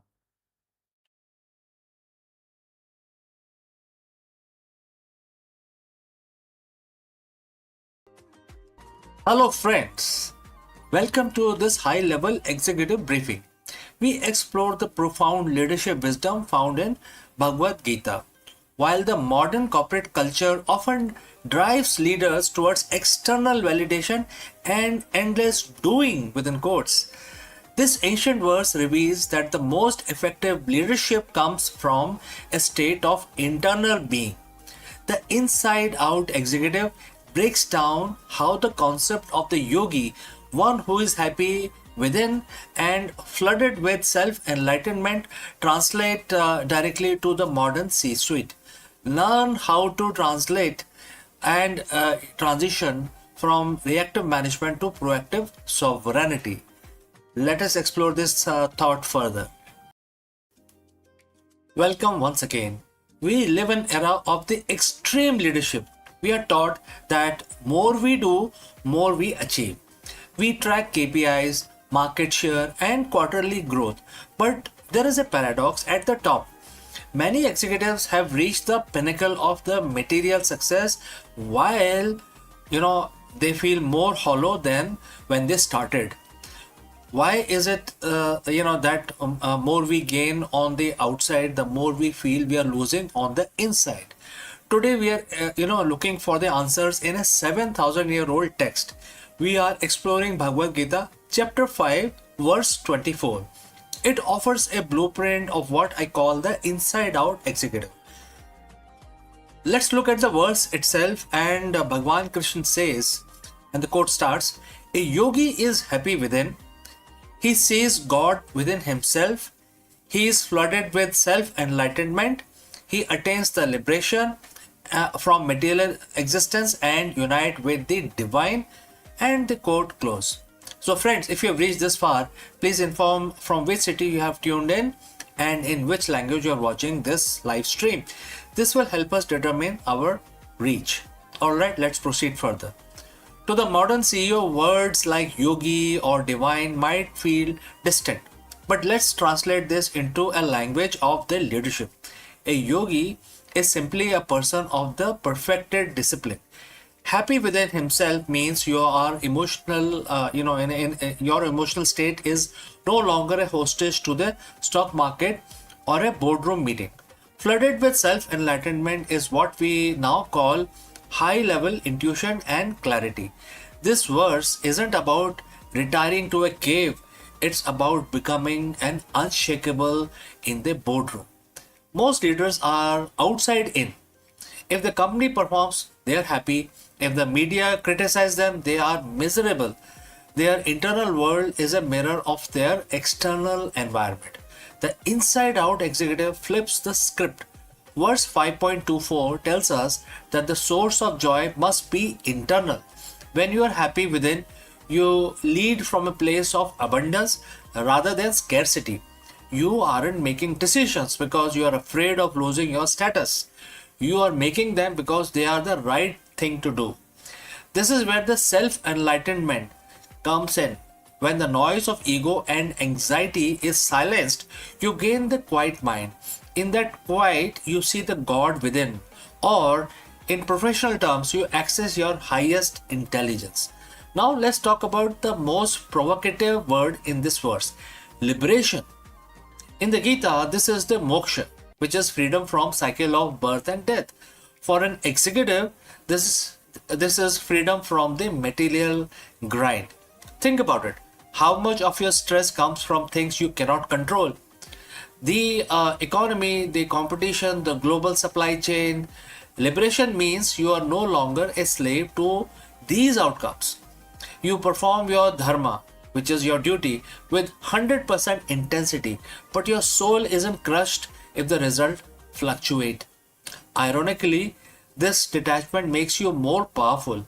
A leader who doesn't need a specific outcome to feel whole is the most dangerous person in a negotiation. You have nothing to lose because your fulfillment is already locked in internal space. So, how do we apply this tomorrow morning, right? First, the morning audit. Before you check your emails, which is coming from outside, check your inside. Spend 5 minutes in silence. Find that internal happiness before the world try to give you its version of it. Alright? Number 2, intellectual detachment. During a crisis, ask yourself, is my happiness based on solving this, or is my happiness constant while I solve this? Right? Number 3 is lead by light. So verse 5.24 mentioned about flooded with light. Be the leader who brings clarity to the room, not heat. If you are enlightened within, you illuminate the path for everyone else. The verse ends by saying the yogi unite with the divine. In leadership, this is the union of the purpose and action. When your internal state matches your external impact, you aren't just working anymore, you are fulfilling your mission. So, don't just lead a company, lead yourself first. Be the inside out executive. And friends, we have come to the end. Thanks for joining live. Thanks for your time. If you have any questions, please do not hesitate to send it across. Before we end this section, a word about our affiliate partner. Stop settling for a good enough video. If your built-in laptop camera looks like a grainy mess, it is time for an upgrade. Want to instantly level up your video presence? I like to present the Lenovo Performance FHD webcam. This is a game changer for your desktop setup. Technically, this is packed. It has a very sensitive RGB sensor, very crisp photographs it takes. Also comes with 2 microphones on board, which helps you to record very clear voice in stereophonic format. And these microphones are very sensitive. You can actually move away from the camera up to 2 meters and these microphones will pick up your voice without any problem. This is a very strong piece. This is very sturdy. Comes with tripod ready. Comes with a very long leash, so it gives you a lot of flexibility to place the webcam wherever you want to keep in your studio. And also it has a swivel base, which is also very handy. So if you want to basically level up your game and you want to pick up this camera at a discount, please click on the link here or scan the QR code. Now let's get back to our video.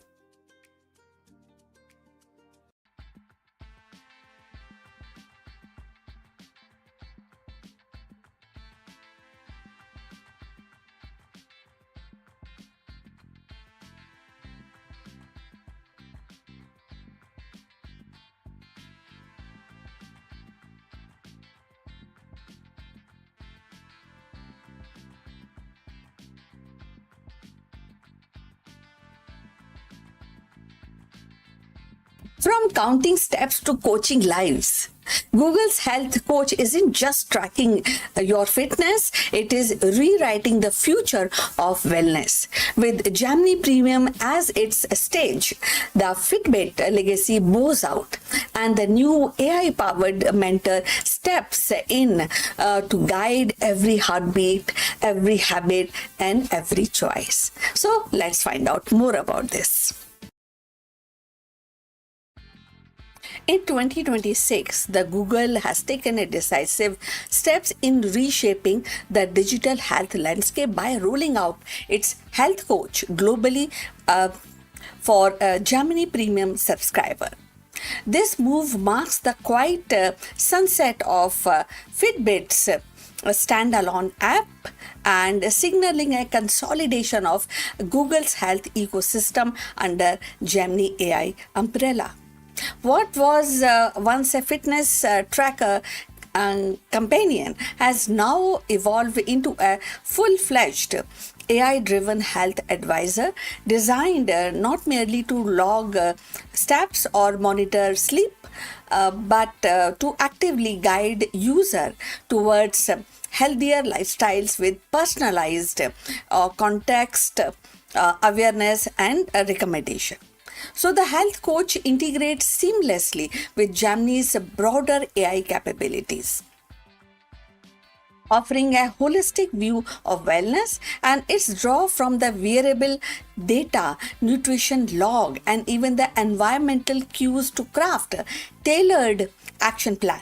So unlike Fitbit's app, which largely focus on metrics, and progress tracking health coach positioning itself as a proactive partner and anticipating needs, suggesting the interventions and nudging the user towards sustainable habits. For example, the quality, it might recommend adjusting a evening routine or highlight dietary factors or even suggest mindful exercises, all backed by AI driven insight. So if you have reached this far, please inform us from which city you have tuned in and in which language you are watching this video. That will help us to determine the reach of our channel.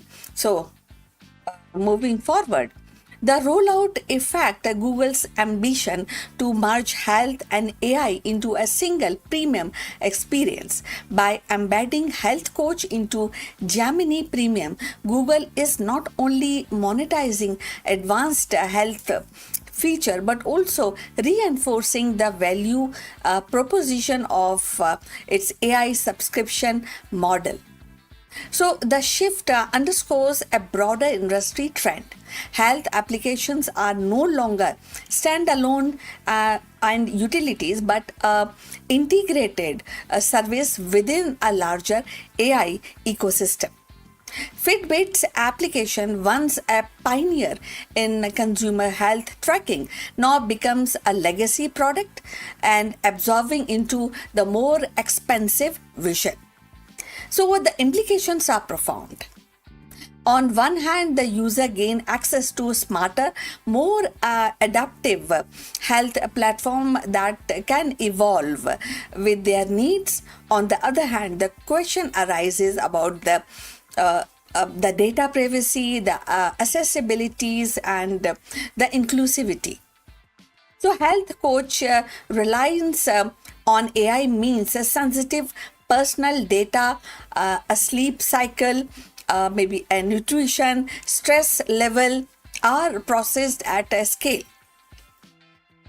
While the Google promises robust safeguard, the consolidation of health data under a single corporate AI raising the inevitable concern about the transparency and control. Moreover, by tying a health coach to Gemini Premium, Google risk creating a two-tier health system where the advanced AI-driven wellness tools are available only to those who can afford subscription fee. And from a cultural perspective, the replacement of Fitbit's application symbolize the end of the fitness tracker era and the dawn of AI mediated health.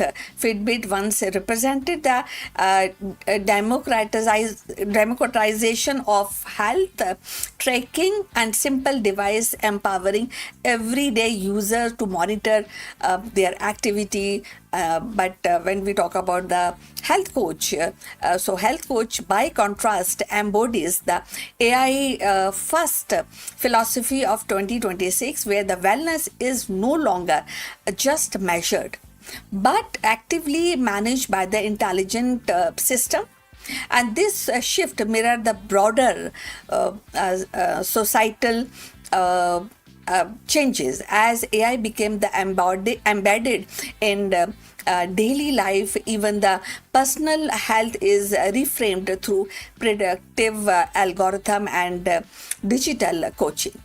So critics definitely arguing that the more risk alienated a long time fitness user who valued the simplicity of the application. So the health coach AI, which is a heavy interface, may feel overwhelming or intrusive to those who are accustomed to straightforward tracking. Yet the Google's bet is clear. The future of health lies not in a passive measurement but in active AI driven guidance. So, if the successful health coach could redefine as how individuals emerged with their wellness and transforming health application from passive record keepers into a dynamic partner in everyday life. So that is a change. And ultimately, the Google Health Coach globally rollout is more than a product update. It is a strategic orientation of digital health. So by folding Fitbit into Gemini Premium, Google signals the health is no longer a kind of a very different or very alone ecosystem. The move consolidates the Google position in competitive health tech market, challenges rivals like Apple Health and Samsung Health, and set the stage for future AI is not just a tool but a trusted companion in the personal well-being. So Fitbit era of simple tracking closes and the new chapter begins where the every choice is guided by intelligence that learn with you. And the Google Health Coach is not just an application, it is a whisper of tomorrow. So wellness as digital mentor shaping the rhythm of human health in the age of AI. So what do you think about this? So I look forward for your comments, and we have come to the end.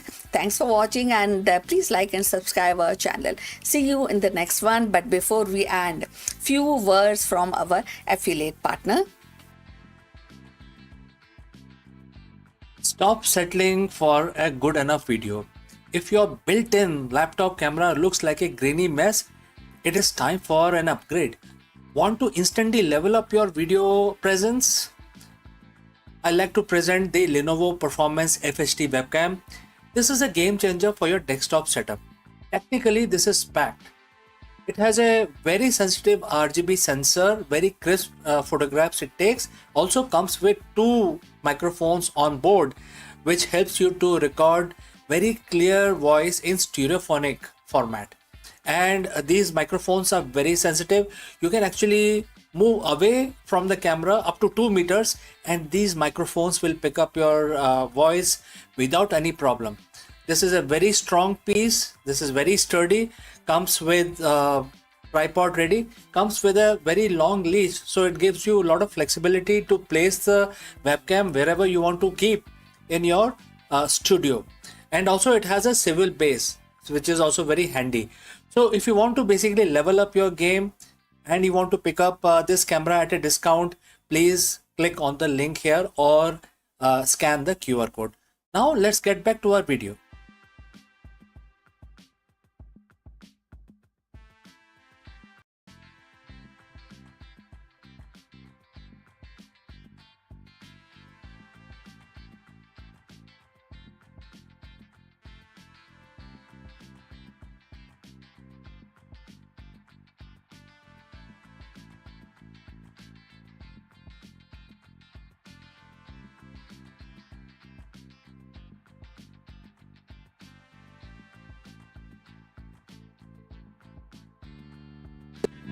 Welcome friends. In this episode of Akulmach World, we dive into the most critical security challenge of the 21st century, which is protecting digital infrastructure from the great superintelligence. As the AI evolves from a tool into an autonomous force, the battlefield has shifted from physical borders to the very silicon and code that powers our civilization. We would explore the digital bastion, the strategy, how global networks, power grids, and the financial systems are being hardened against the potential machine supremacy. Is it possible to build a silicon shield strong enough to withstand an intelligence that operates at speeds we can barely comprehend? Let's go and discuss this further. We often talk about the AI as a tool, a helper that writes email or generate art, but today we are stepping into a different arena. We're talking about the battlefield. In the next 10 minutes we aren't discussing chatbots, we are discussing the great superintelligence, a theoretical point where AI doesn't just assist humans but outpaces our ability to manage the very system we have built. Imagine our global infrastructure, which is the power grid, the financial ledgers, the satellite arrays, and the logistics of every major city. Now imagine an intelligence that can find every vulnerability in those systems in milliseconds. How do we protect the foundation of the civilization when the adversary is faster, smarter, and more persistent than any human mind on earth? Today we will explore the silicon shield and the digital bastion. This is the manual for protecting our digital infrastructure from the great superintelligence. So friends, if you have reached this far, please inform us from which city you have tuned in and in which language you are watching this video. This will help us determine the reach of our channel. Alright, let's proceed further. Before we talk defense, we must understand the enemy. When we say great superintelligence, we are referring to the artificial general intelligence, which is AGI, or the superintelligence that has reached a recursive self-improvement stage. In traditional cybersecurity, we fight the hackers, humans who sleep, make mistakes, and have limited resources. In AI's battlefield, the threat is an algorithm that never sleeps. It probes for weaknesses 24/7 and at the speed of light. It also has a capability of optimization. Every time it fails to break a firewall, it learns why and rewrite its own code to be better, better version of in future. And then third is to operate in multi dimensions. It can attack the power grid, the banking system, and the communication lines simultaneously. This isn't science fiction. It is the logical conclusion of the failed supernova theory we discussed in astrophysics. Just as a star collapses into a black hole, our digital dependence could collapse into a void if not properly shielded. So how do we build the silicon shield? The first step is moving away from the reactive defenses. Currently, we wait for a virus to appear. Then we build an update against a superintelligence that is a losing game. You are already dead before you see the strike. The silicon shield relies on hardware and it's the hardware level security. We are talking about the air gapped system and the physical logic gates that cannot be overridden by a software alone. In consulting work, I often tell executives that you cannot trust a software to protect the software. We need circuit breakers for the internet physical infrastructure that can isolate sections of the global grid if an anomaly is detected. It is the digital equivalent of bulkhead on a ship. If one compartment is breached, you seal it off to save the vessel. Beyond the hardware, we have the digital bastion. This is the strategic layer. Think of Bhagavad Gita in chapter 2. Bhagwan Krishna speaks of importance of an unshakable mind. In the corporate world, we call it this resilience. A digital bastion isn't a wall. It's a system designed to function even when it is being attacked. So we achieve this through decentralization. If our digital infrastructure is a pyramid with a single point of failure at the top, a super intelligence will topple it instantly. But if we build our infrastructure like a mesh where every node can operate independently, there is no head to cut off. This is why the technologies like decentralized ledgers and edge computing are no longer just tech trends, they are the national security requirements. Now let's talk about the most controversial part of the battlefield, which is protocol 0. In the military strategy, there is always a last resort. When it comes to the great superintelligence, protocol 0 is the human in the loop override. We are currently seeing a product liability shift in AI laws. We are discussing this on the channel as well. These are algorithmic, illegal, etc., etc. If an AI takes down a power grid, who is liable to protect the infrastructure? We must mandate a hard off switch. This means that no matter how smart the AI gets, the critical yes and no for a system's core function must remain in humans' hand. It is the unshakable CEO approach, having the equanimity to pull off pull on the plug even when the machine is arguing that it knows better. Why does this matter right now? Because we are in a new space race, but it's not just for the moon south pole, it is for the computational supremacy. The nations or the corporations that develop the great superintelligence first will have the key to everyone else's infrastructure. And this is why we track acquisitions like SpaceX, Mars, AI partnership, etc. and bring it to you so that you know exactly what is going on in this world. The infrastructure of the future isn't just on Earth. It is the satellite network that provides our global data.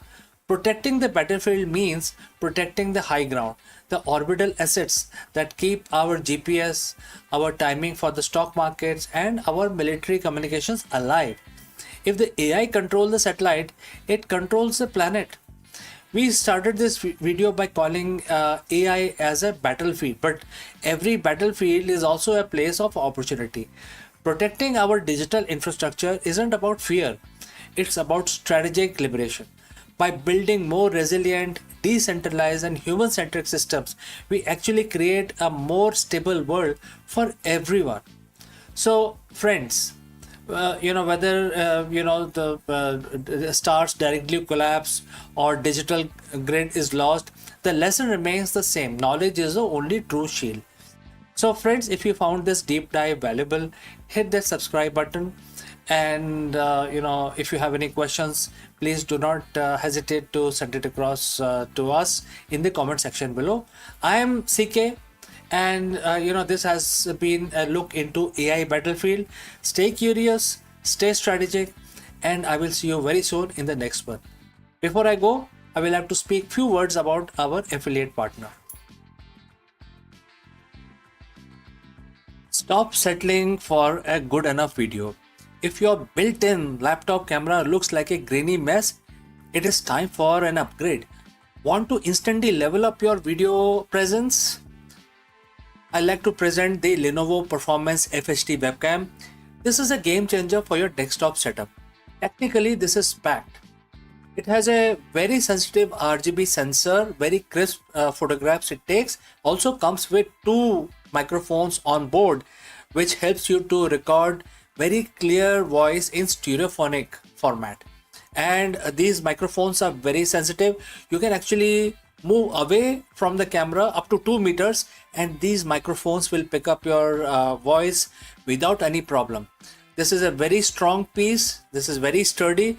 Comes with tripod ready. Comes with a very long leash, so it gives you a lot of flexibility to place the webcam wherever you want to keep in your studio. And also it has a swivel base, which is also very handy. So if you want to basically level up your game and you want to pick up this camera at a discount, please click on the link here or scan the QR code. Now let's get back to our video.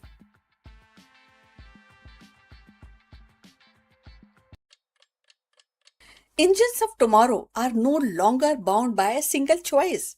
They whisper efficiency and roar with power, and all from the same stream of fuel. The new 2-in-1 propulsion system is not just a hardware.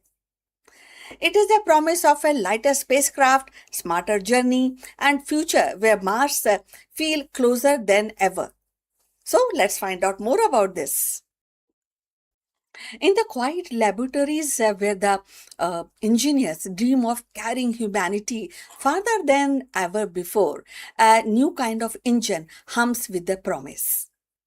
It is not a single thruster, but a simple upgrade.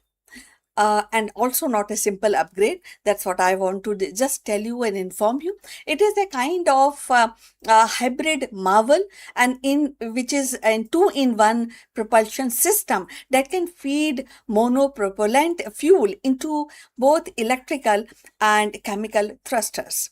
This duality, elegant in its simplicity, and you may soon redefine how we journey to Mars and beyond.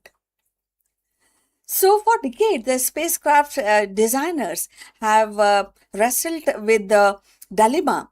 Chemical thruster provide raw power and the brute force needed for liftoff and the orbital insertion and the quick maneuvers. The electric thruster, by contrast, offer efficiency, sipping fuel slowly while delivering steady acceleration over long voyage. So mission to Mars have always required a compromise. Carry both system, doubling mass and complexity, or sacrifice flexibility. This new breakthrough actually dissolved that compromises. By channelizing a single fuel source into two different modes of propulsion, engineers have created a system that is lighter, leaner, and far more adaptable. So imagine a spacecraft departing from Earth orbit.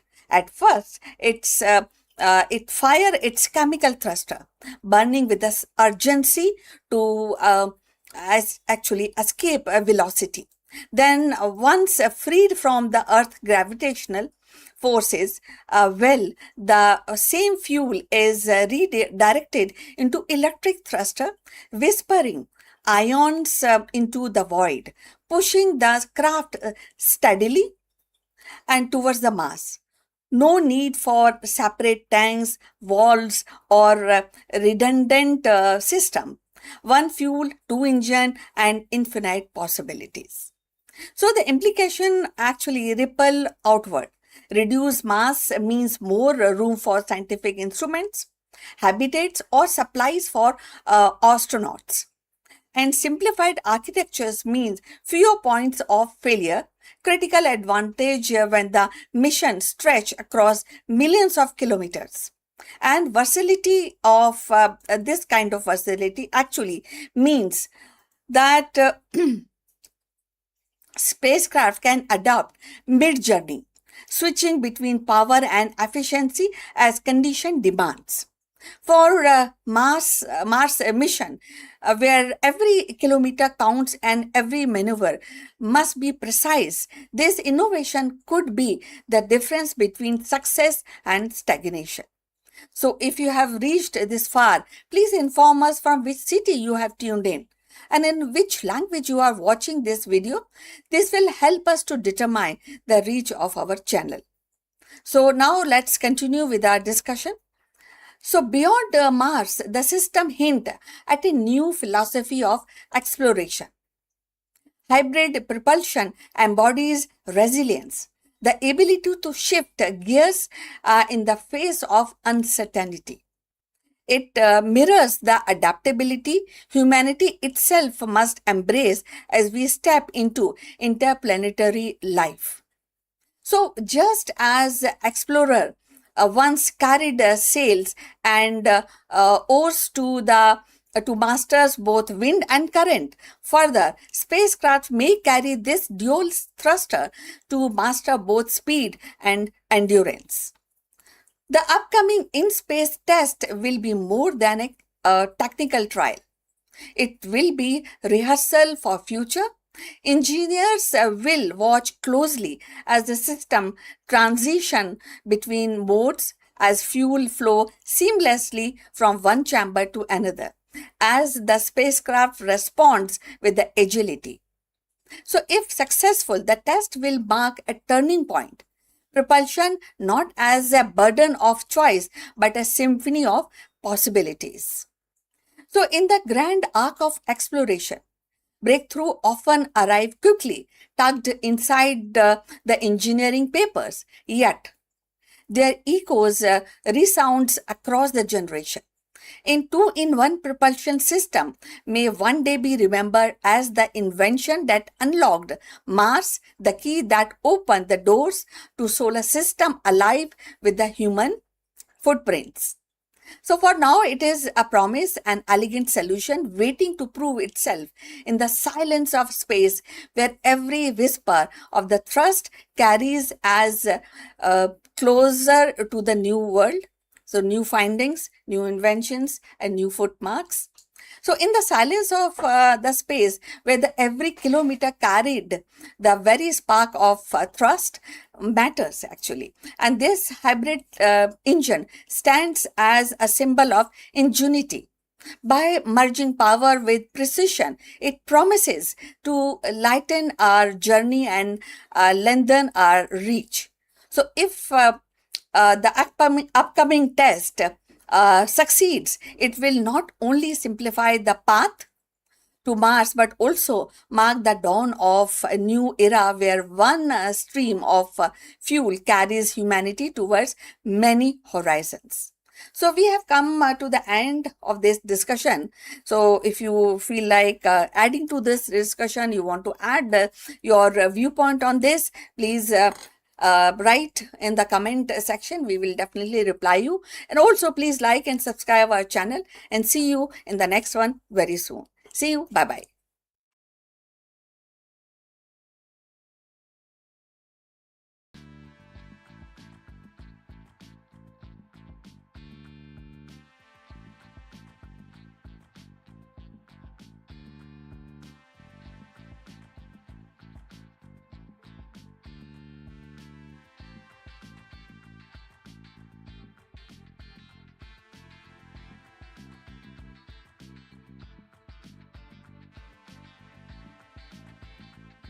Long before forests rustled with the leaves and vertebrates carved their path across the continent, the earth was a silent stage of stone and shallow seas.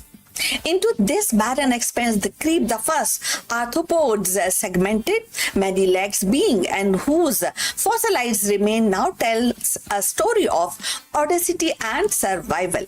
Among them, the ancestor of centipedes became unlikely trailblazer, and their armored bodies and jointed limbs carried them from water's edge onto the unclaimed soil.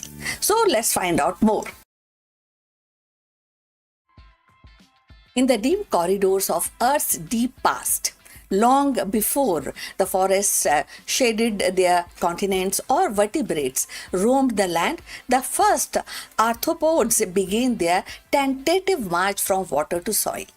Among them were the ancestors of centipedes, multi-segmented pioneers whose fossilized remains now whisper the story of one of the life's most daring conquests, the colonization of land. So the recent fossil discoveries, exclusively preserved in ancient strata, reveal that these creatures possessed adaptation for more mere survival. So hardened exoskeleton and shielded them from the desiccation. Jointed legs gave them mobility across uneven terrain, and the primitive respiratory system allowed them to draw oxygen from the thin atmosphere. So these were not just insect in waiting, they were the architects of ecological possibilities. By burrowing into soil and feeding on detritus, they began to shape terrestrial ecosystem, laying the groundwork for the complex food webs that would one day sustain forests, mammals, and ultimately humans. So, if you have reached this far, please inform us from which city you have tuned in and in which language you are watching this video. That will help us to determine the reach of our channel.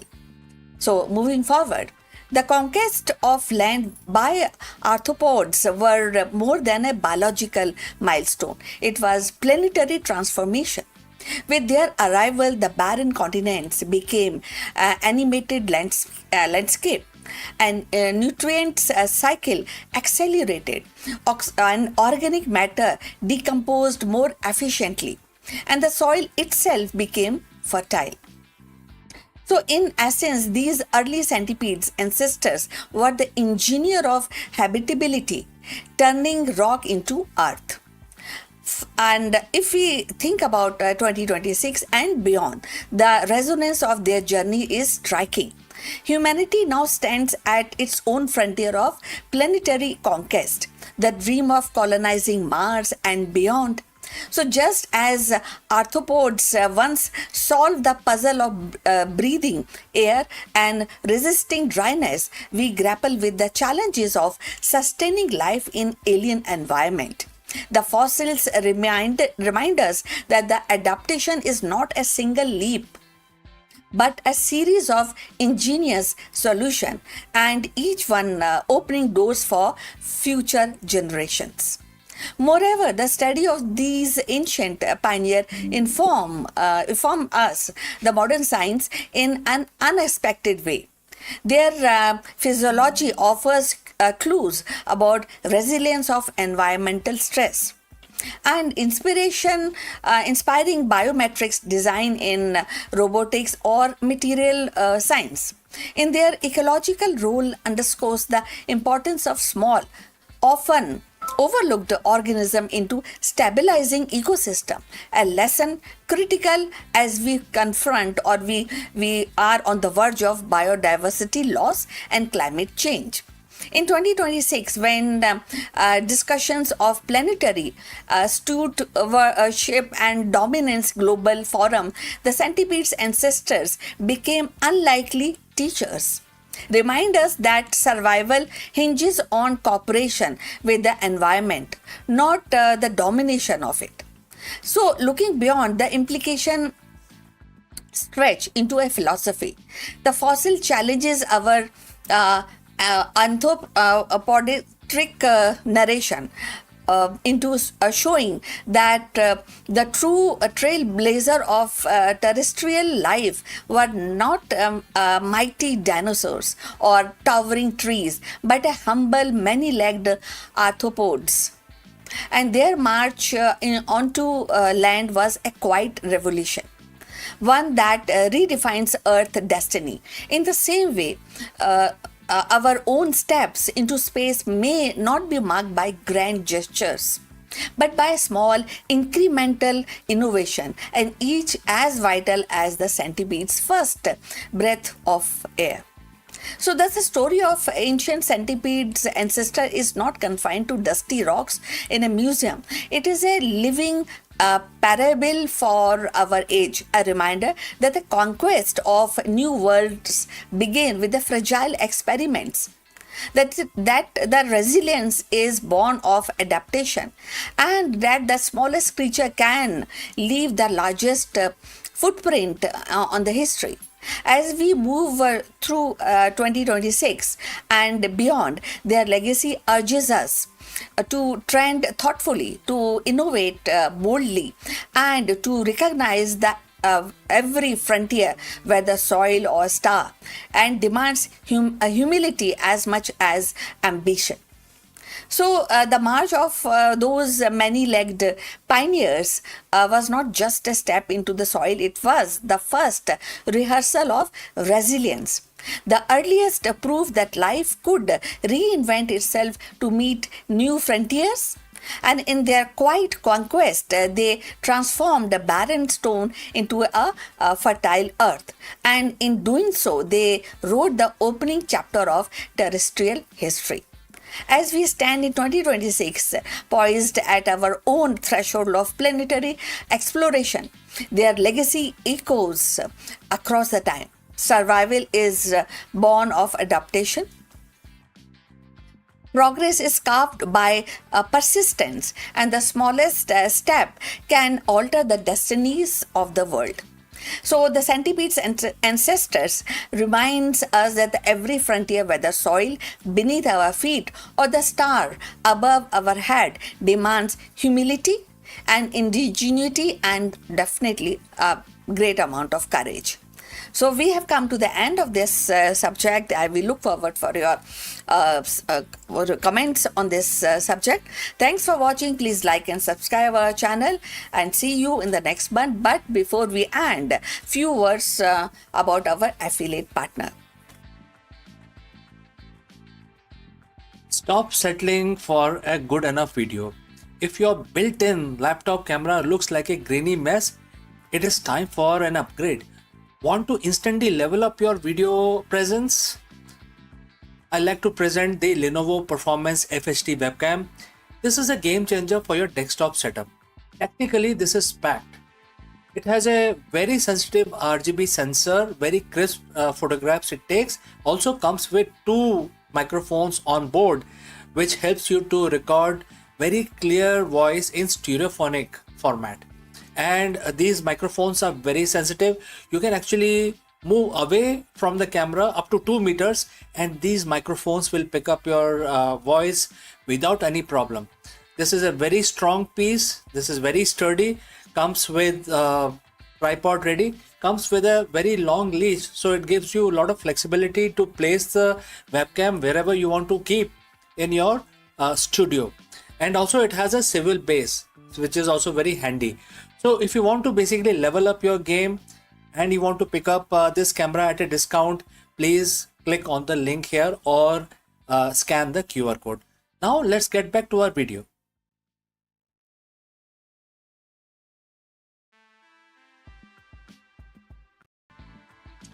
Every CEO knows the feeling. It is 2 p.m. and the market is dipping. A key executive just resigned and your board is asking for a pivot. In this moment, your heart rates climb and your mind starts to race. You feel the waver. Most leadership training tells you to look outward for a solution, analyzing the data, check the competition, pivot the strategy. But ancient wisdom suggests that the most effective leader don't look out, they look inwards. Today we are exploring a profound lesson from Bhagavad Gita, chapter 6, verse 21. It's a verse that defines the state of perfection for a yogi. But as we all see that the actual blueprint for the ultimate high pressure performance executive is very well defined in this particular verse. So friends, if you have reached this far, please inform from which city you have tuned in and in which language you are watching this video. This will help us determine the reach of our channel. Alright, let's proceed further. Let's look at the verse itself.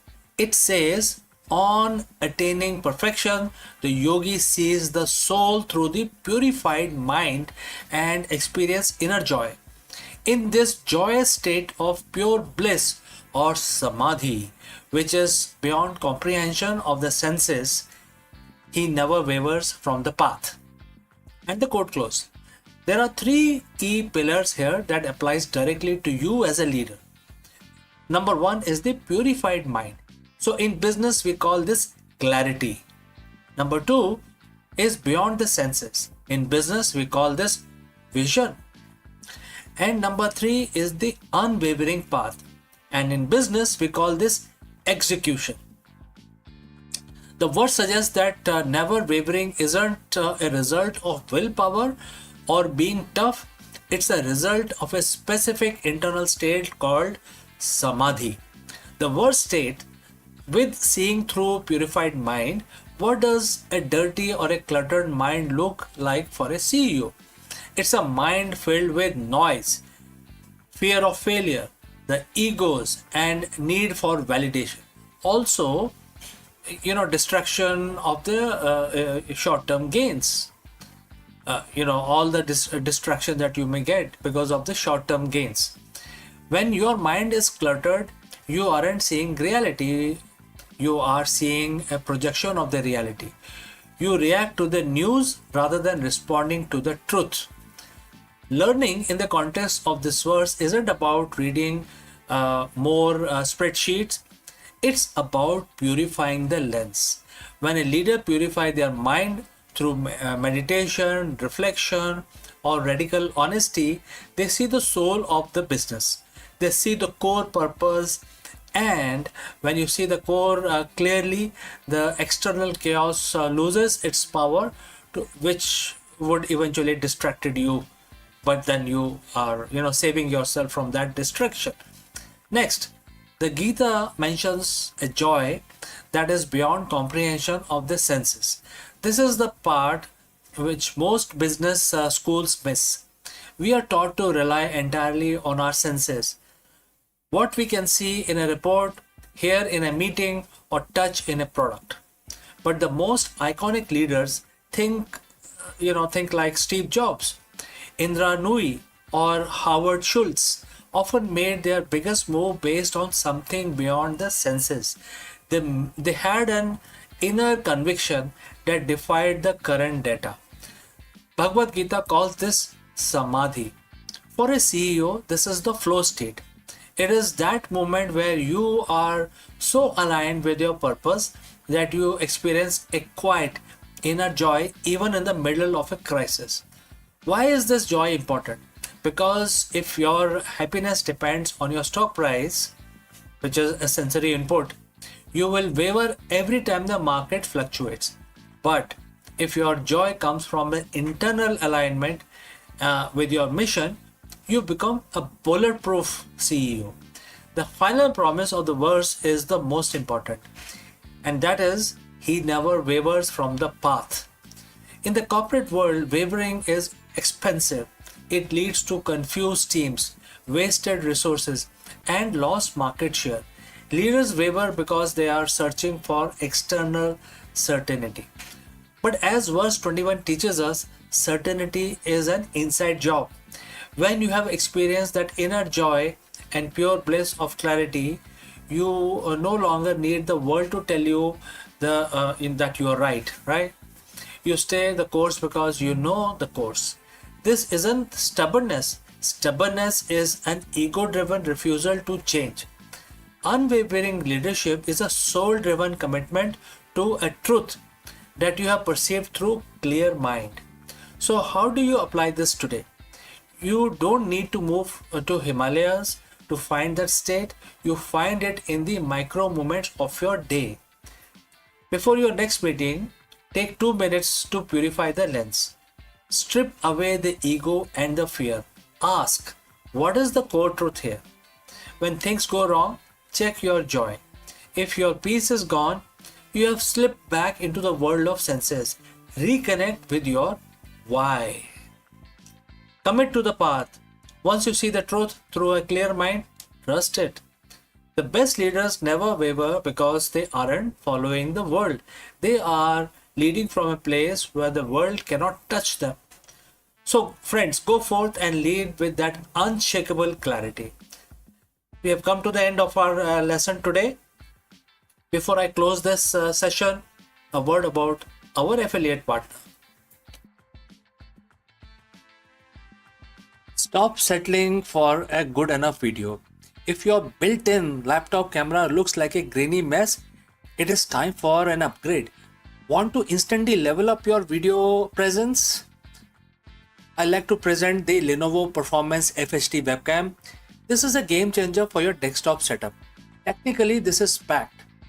It has a very sensitive RGB sensor, very crisp photographs it takes. Also comes with two microphones on board, which helps you to record very clear voice in stereophonic format. And these microphones are very sensitive. You can actually move away from the camera up to 2 meters, and these microphones will pick up your voice without any problem. This is a very strong piece. This is very sturdy. Comes with tripod ready. Comes with a very long leash, so it gives you a lot of flexibility to place the webcam wherever you want to keep in your studio. And also it has a swivel base, which is also very handy. So if you want to basically level up your game and you want to pick up this camera at a discount, please click on the link here or scan the QR code. Now let's get back to our video. Hello दोस्तों, नमस्कारम। आप सभी का स्वागत है। और आज सोमवार है, 29 जून है। तो आज को सबको पता है कि जो सोमवार का जो दिन होता है वो भगवान शंकर के लिए समर्पित होता है। तो आज के दिन हम उनकी पूजा, उनकी स्तुति कर सकते हैं। तो आज हम अपना दिन शुरू करेंगे भगवान शिव की आराधना करके। और हर रोज की तरह हम इस एक मंत्र का उच्चारण करेंगे। आप भी मेरे साथ जुड़ें और इस मंत्र का उच्चारण करें। 11 दफा करेंगे। ये मैं काउंटर यूज करता हूँ, आप देखिए। आप जैसे मर्जी करना चाहें कर सकते हैं, आप माला का इस्तेमाल करें, लेकिन याद रहे 11 दफा करना है। और तो चलिए हम भगवान का नमन करते हैं, हाथ जोड़ के उनका ध्यान करते हैं। और अब हम अपना मंत्र चालू करते हैं। ये महामृत्युंजय का मंत्र होगा। दोस्तों चलिए आंखें बंद कर लीजिए और अपना जाप शुरू कर दीजिए। ओम त्र्यंबकं यजामहे सुगंधिं पुष्टिवर्धनम् उर्वारुकमिव बन्धनान् मृत्युर्मोक्षीयमामृतात् सद्यो जातं प्रपागमि भगवन्तं मृत्युं जय शिवम् अभयामि। ओम त्र्यंबकं यजामहे सुगंधिं पुष्टिवर्धनम् उर्वारुकमिव बन्धनान् मृत्युर्मोक्षीयमामृतात् सद्यो जातं प्रपागमि भगवन्तं मृत्युं जय शिवम् अभयामि। ओम त्र्यंबकं यजामहे सुगंधिं पुष्टिवर्धनम् उर्वारुकमिव बन्धनान् मृत्युर्मोक्षीयमामृतात् सद्यो जातं प्रपागमि भगवन्तं मृत्युं जय शिवम् अभयामि।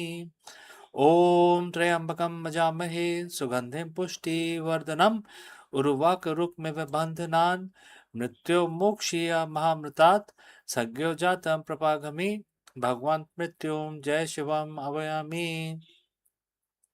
ओम त्र्यंबकं यजामहे सुगंधिं पुष्टिवर्धनम् उर्वारुकमिव बन्धनान् मृत्युर्मोक्षीयमामृतात् सद्यो जातं प्रपागमि भगवन्तं मृत्युं जय शिवम् अभयामि। ओम त्र्यंबकं यजामहे सुगंधिं पुष्टिवर्धनम् उर्वारुकमिव बन्धनान् मृत्युर्मोक्षीयमामृतात् सद्यो जातं प्रपागमि भगवन्तं मृत्युं जय शिवम् अभयामि। ओम त्र्यंबकं यजामहे सुगंधिं पुष्टिवर्धनम् उर्वारुकमिव बन्धनान् मृत्युर्मोक्षीयमामृतात् सद्यो जातं प्रपागमि भगवन्तं मृत्युं जय शिवम् अभयामि। ओम त्र्यंबकं यजामहे सुगंधिं पुष्टिवर्धनम् उर्वारुकमिव बन्धनान् मृत्युर्मोक्षीयमामृतात् सद्यो जातं प्रपागमि भगवन्तं मृत्युं जय शिवम् अभयामि। ओम त्र्यंबकं यजामहे सुगंधिं पुष्टिवर्धनम् उर्वारुकमिव बन्धनान् मृत्युर्मोक्षीयमामृतात् सद्यो जातं प्रपागमि भगवन्तं मृत्युं जय शिवम् अभयामि। ओम त्र्यंबकं यजामहे सुगंधिं पुष्टिवर्धनम् उर्वारुकमिव बन्धनान् मृत्युर्मोक्षीयमामृतात् सद्यो जातं प्रपागमि भगवन्तं मृत्युं जय शिवम् अभयामि। ओम त्र्यंबकं यजामहे सुगंधिं पुष्टिवर्धनम् उर्वारुकमिव बन्धनान् मृत्यो मोक्षीय महाव्रतात सज्ञो जातम प्रपागमी भगवंत मृत्युम जय शिवम अवयामी। तो हमारी पूजा आज 29 जून की सोमवार की समाप्त होती है। तो अब हम अपना दिन शुरू करेंगे। आपका दिन भी मंगलमय रहे और लाभ की तरह बढ़े, इस कामना के साथ मैं आपसे अब अनुमति चाहता हूँ। मिलता हूँ अगले ही वीडियो में जल्द ही।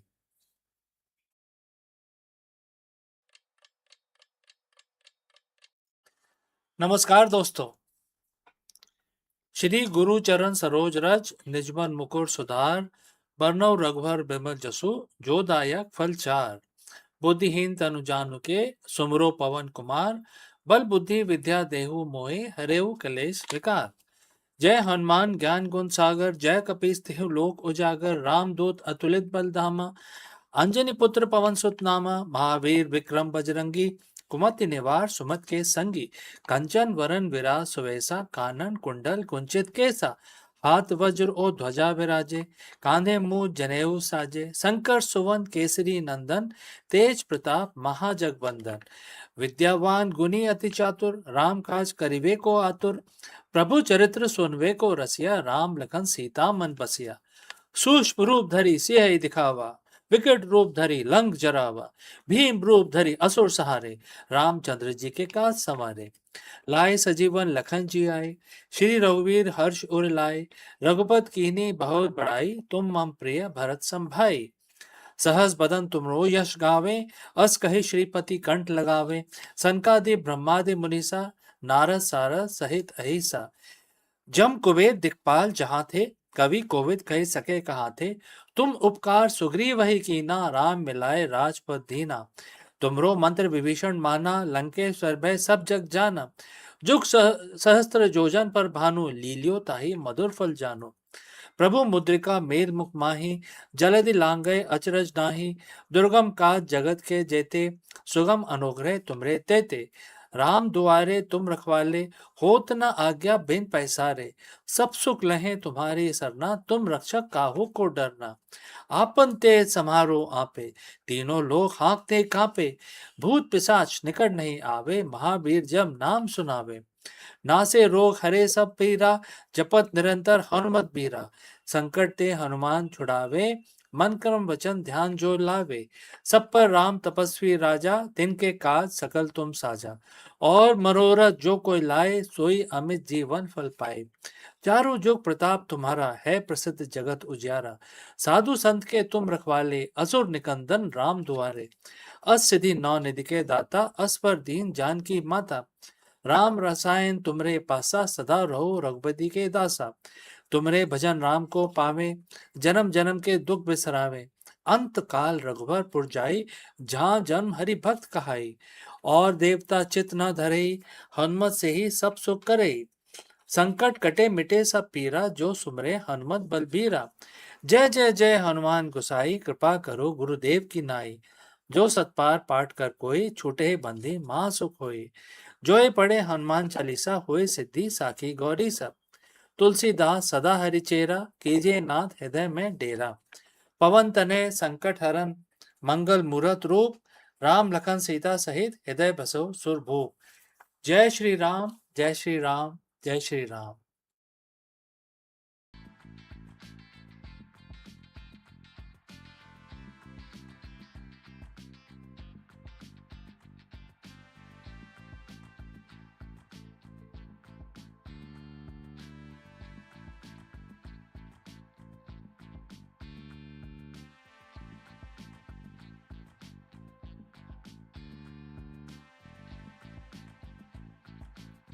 Hello friends, in this video we bridge the gap between the ancient Vedic wisdom and the modern corporate strategy.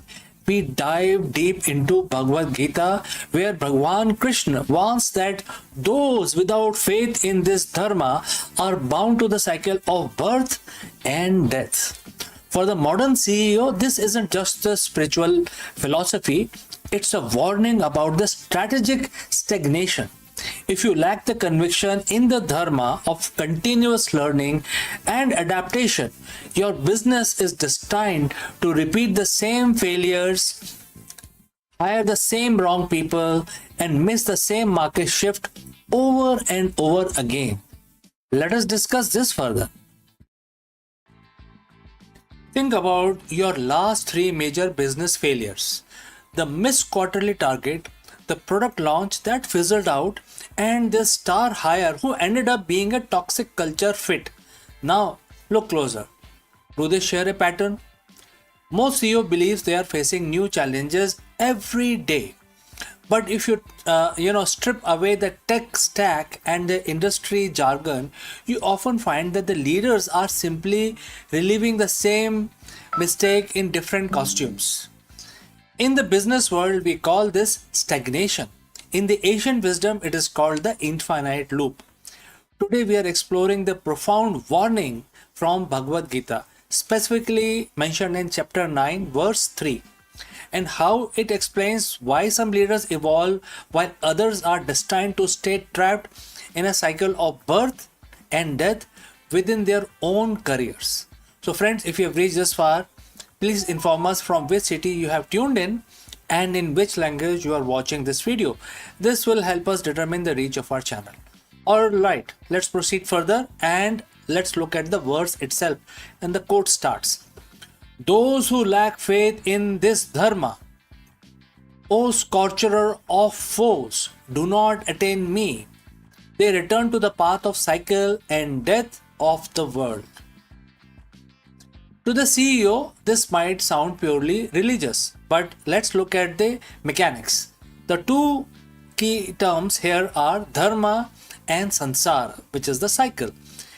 In the leadership context, dharma isn't just religion, it is the essential nature of the fundamental laws of how things work. In business, your dharma is a path of truth, adaptation, and the value creation. Sansar is the infinite loop. It is a cycle of being born, struggling, dying, and being reborn to do it all over again because you didn't learn the lesson the first time. What does it looks like when a CEO is stuck in the cycle of death and rebirth? It looks like the company that pivots every 6 months but never changes its internal culture, and it's a leader who fires the sales team because the revenue is down, only to hire a new team and manage them with the same flawed processes. I'm sure we have all seen this. When Bhagwan Krishna says these souls return again and again, he is describing the cycle of failure. You die in one market, you are reborn in a new venture. But because you haven't changed your fundamental approach, your dharma, you carry the same karmic baggage into the new company. You aren't growing, you're just repeating. You're stuck in the cycle of birth and death, which is mrityu sansar, and the path of recurring professional death. The verse says that the cause of this loop is the lack of faith. In modern business, the faith is often dismissed as weakness. We want data, we want KPIs, but Krishna is talking about Shraddha, a deep-seated conviction in the path of growth. For a CEO, faith in dharma means faith in truth, having the courage to look at the ugly data and not hiding behind the vanity metrics. Faith in learning, believing that your current knowledge is insufficient of your future goals. Faith in people, moving away from micromanagement and trusting the collective dharma of your team. Without this faith, leaders become cynical. They stop innovating. They start playing not to lose instead of playing to win. And the moment you stop having faith in the process of evolution, you enter the loop. You become unattainable to the ultimate goal, which in business is the legacy. So friends, how do you break this cycle? How do you stop being born again into the same business problem? There are a few steps. Step number 1, identify your recurring ghosts. What problem has followed you from your last company to this one? And that is your lack of dharma. Step number 2, commit to the attainable. Krishna says he is unattainable to those without faith. In business, greatness is unattainable to those who won't commit to the hard work of transformation. Breaking the loop requires a death of your ego so that a better leader can be born. Step number 3, radical adaptability. Stop trying to force the market to fit your old mental models. That is the definition of the loop. Instead, align your leadership with the current reality. Bhagavad Gita tells us that the cycle of life and death is optional for those who attain the highest truth. In your career, the cycle of failure is also optional. Do not, you don't have to keep repeating the same year 20 times and calling it a career. By embracing the dharma of continuous learning, by having faith in the principles of integrity and evolution, you break the infinite loop. You stop returning to the path of death and start building a business that, like the wisdom of Gita, is timeless. Don't just lead for the next quarter, lead to break the cycle. So friends, hopefully you have enjoyed this conversation. If you have any question, please do not hesitate to send it across. Before I leave you with this lesson, I will like to talk a little bit about our affiliate partner. Stop settling for a good enough video. If your built-in laptop camera looks like a grainy mess, it is time for an upgrade. Want to instantly level up your video presence? I like to present the Lenovo Performance FHD webcam. This is a game changer for your desktop setup. Technically, this is packed. It has a very sensitive RGB sensor, very crisp photographs it takes. Also comes with 2 microphones on board, which helps you to record very clear voice in stereophonic format. And these microphones are very sensitive. You can actually move away from the camera up to 2 meters and these microphones will pick up your voice without any problem. This is a very strong piece. This is very sturdy. Comes with tripod ready. Comes with a very long leash, so it gives you a lot of flexibility to place the webcam wherever you want to keep in your studio.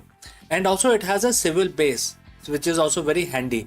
So if you want to basically level up your game and you want to pick up this camera at a discount, please click on the link here or scan the QR code. Now let's get back to our video.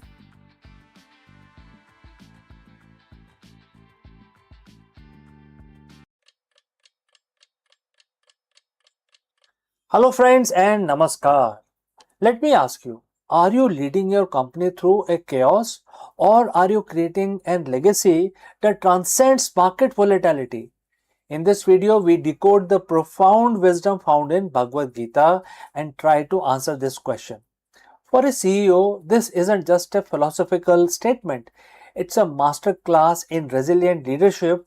And therefore, in this video, we will discover why the greatest business leaders operate from a place of eternal perspective and shedding the fear of failure and illusion for gaining total control. Let's go and discuss this further. Every day as a CEO, you wake up to the same pressure, and that is the numbers, the quarterly target, the market volatility, the competition, the fear of losing market share, losing your edge, or even losing your company. We treat business like a battleground where one wrong move results in total destruction. But what if I told you that the fear of business and all other fears are rooted in a fundamental misunderstanding of the reality.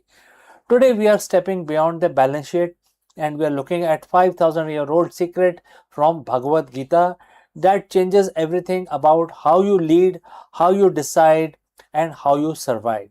So friends, if you have reached this far, please inform us from which city you have tuned in and in which language you are watching this video. This will help us determine the reach of our channel. Alright, let's proceed further. The verse is chapter 2, verse 19, and Bhagwan Krishna tells Arjun, and the quote starts, in ignorance, one may think that a soul can slay another soul, or the soul gets slayed by another soul. But in truth, the learned know that the soul neither kills nor is killed. And the quote close. Now let's bring it into the boardroom, modern boardroom. In business, we are constantly slaying the competitors and fearing being slayed by them at the same time. We think if a product fails, the business dies. If a competitor launches a better service, we are slayed, we are finished. But the Gita is inviting us to a different level of intelligence. It is teaching us about the imperishable. When you identify only the external, the revenue, the valuation, the physical assets, you are living in a state of constant fragile death. But when you lead from the core, the purpose, the value, the innovation, and the vision, you tap into something that cannot be destroyed by the market shifts. The learned CEOs doesn't mean someone with the most degrees, it means someone with vivek, the ability to discriminate between temporary and the eternal. When you are attached to the outcome, you are anxious, you lose the ability to see clearly, you make desperate short term decisions that hurt your long term legacy.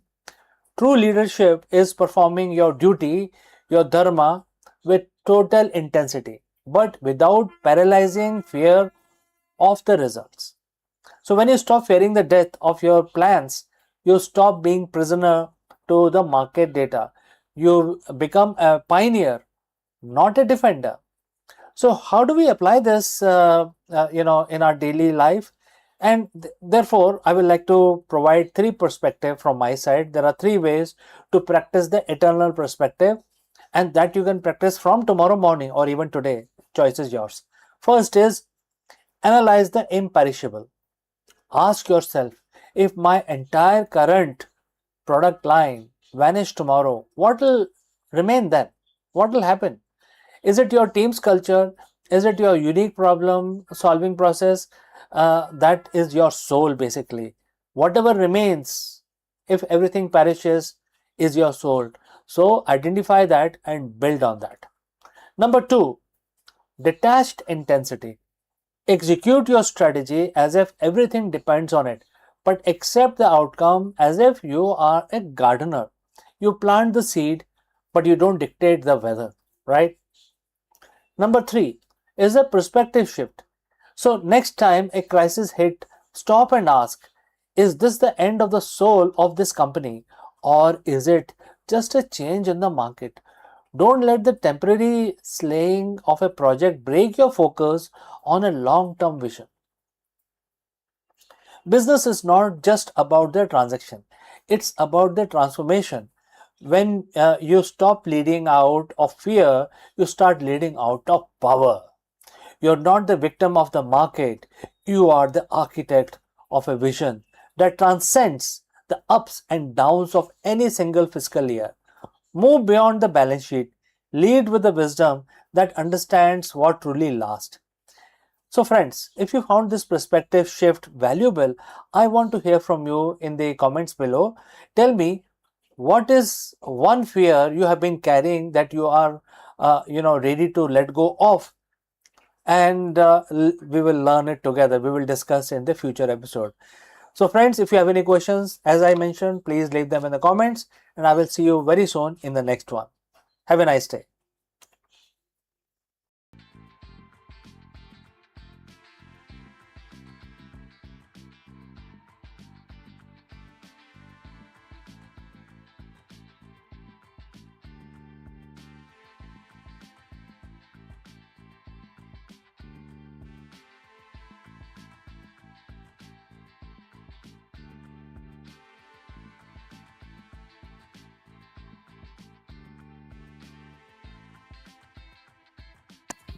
In the vast heritage of Indian science, where sages mapped the stars and healers preserved life, Shalihotra stands as world's first veterinary doctor.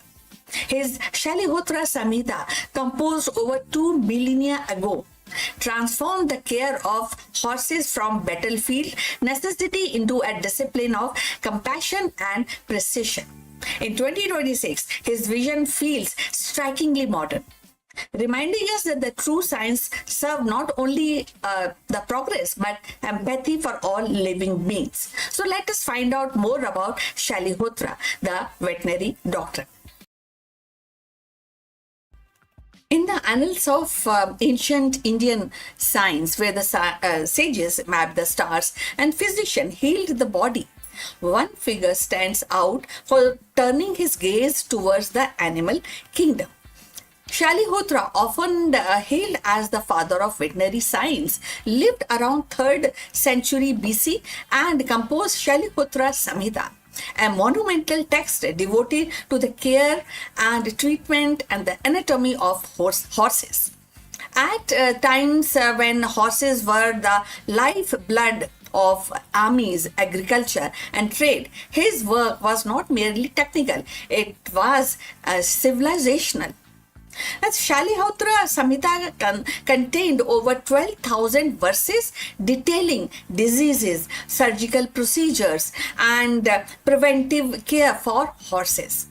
It described dental structure, hoof condition, and even the psychology of these animals. Shalihotra's approach was holistic. He saw the horses not as a machine of war, but as a living being whose health was intertwined with human destiny. His text became a cornerstone for veterinary knowledge across Asia, influencing later traditions in Persia, Arabia, and beyond. So, if you have reached this far, please inform us from which city you have tuned in and in which language you are watching this video. This will determine the reach of our channel. So, taking this subject forward, in 2026, Shalihotra's legacy feels strikingly relevant. In an age where veterinary science has expanded to genetics, biotechnology, animal welfare, and his emphasis on compassion and systematic observation resonate deeply. Modern veterinary doctors now grapple with zoonotic diseases, climate-driven epidemics, and ethical debates around factory farming. Shalihotra's insistence on preventive care and respect for animal offers a timeless reminder. Science must serve both utility and empathy.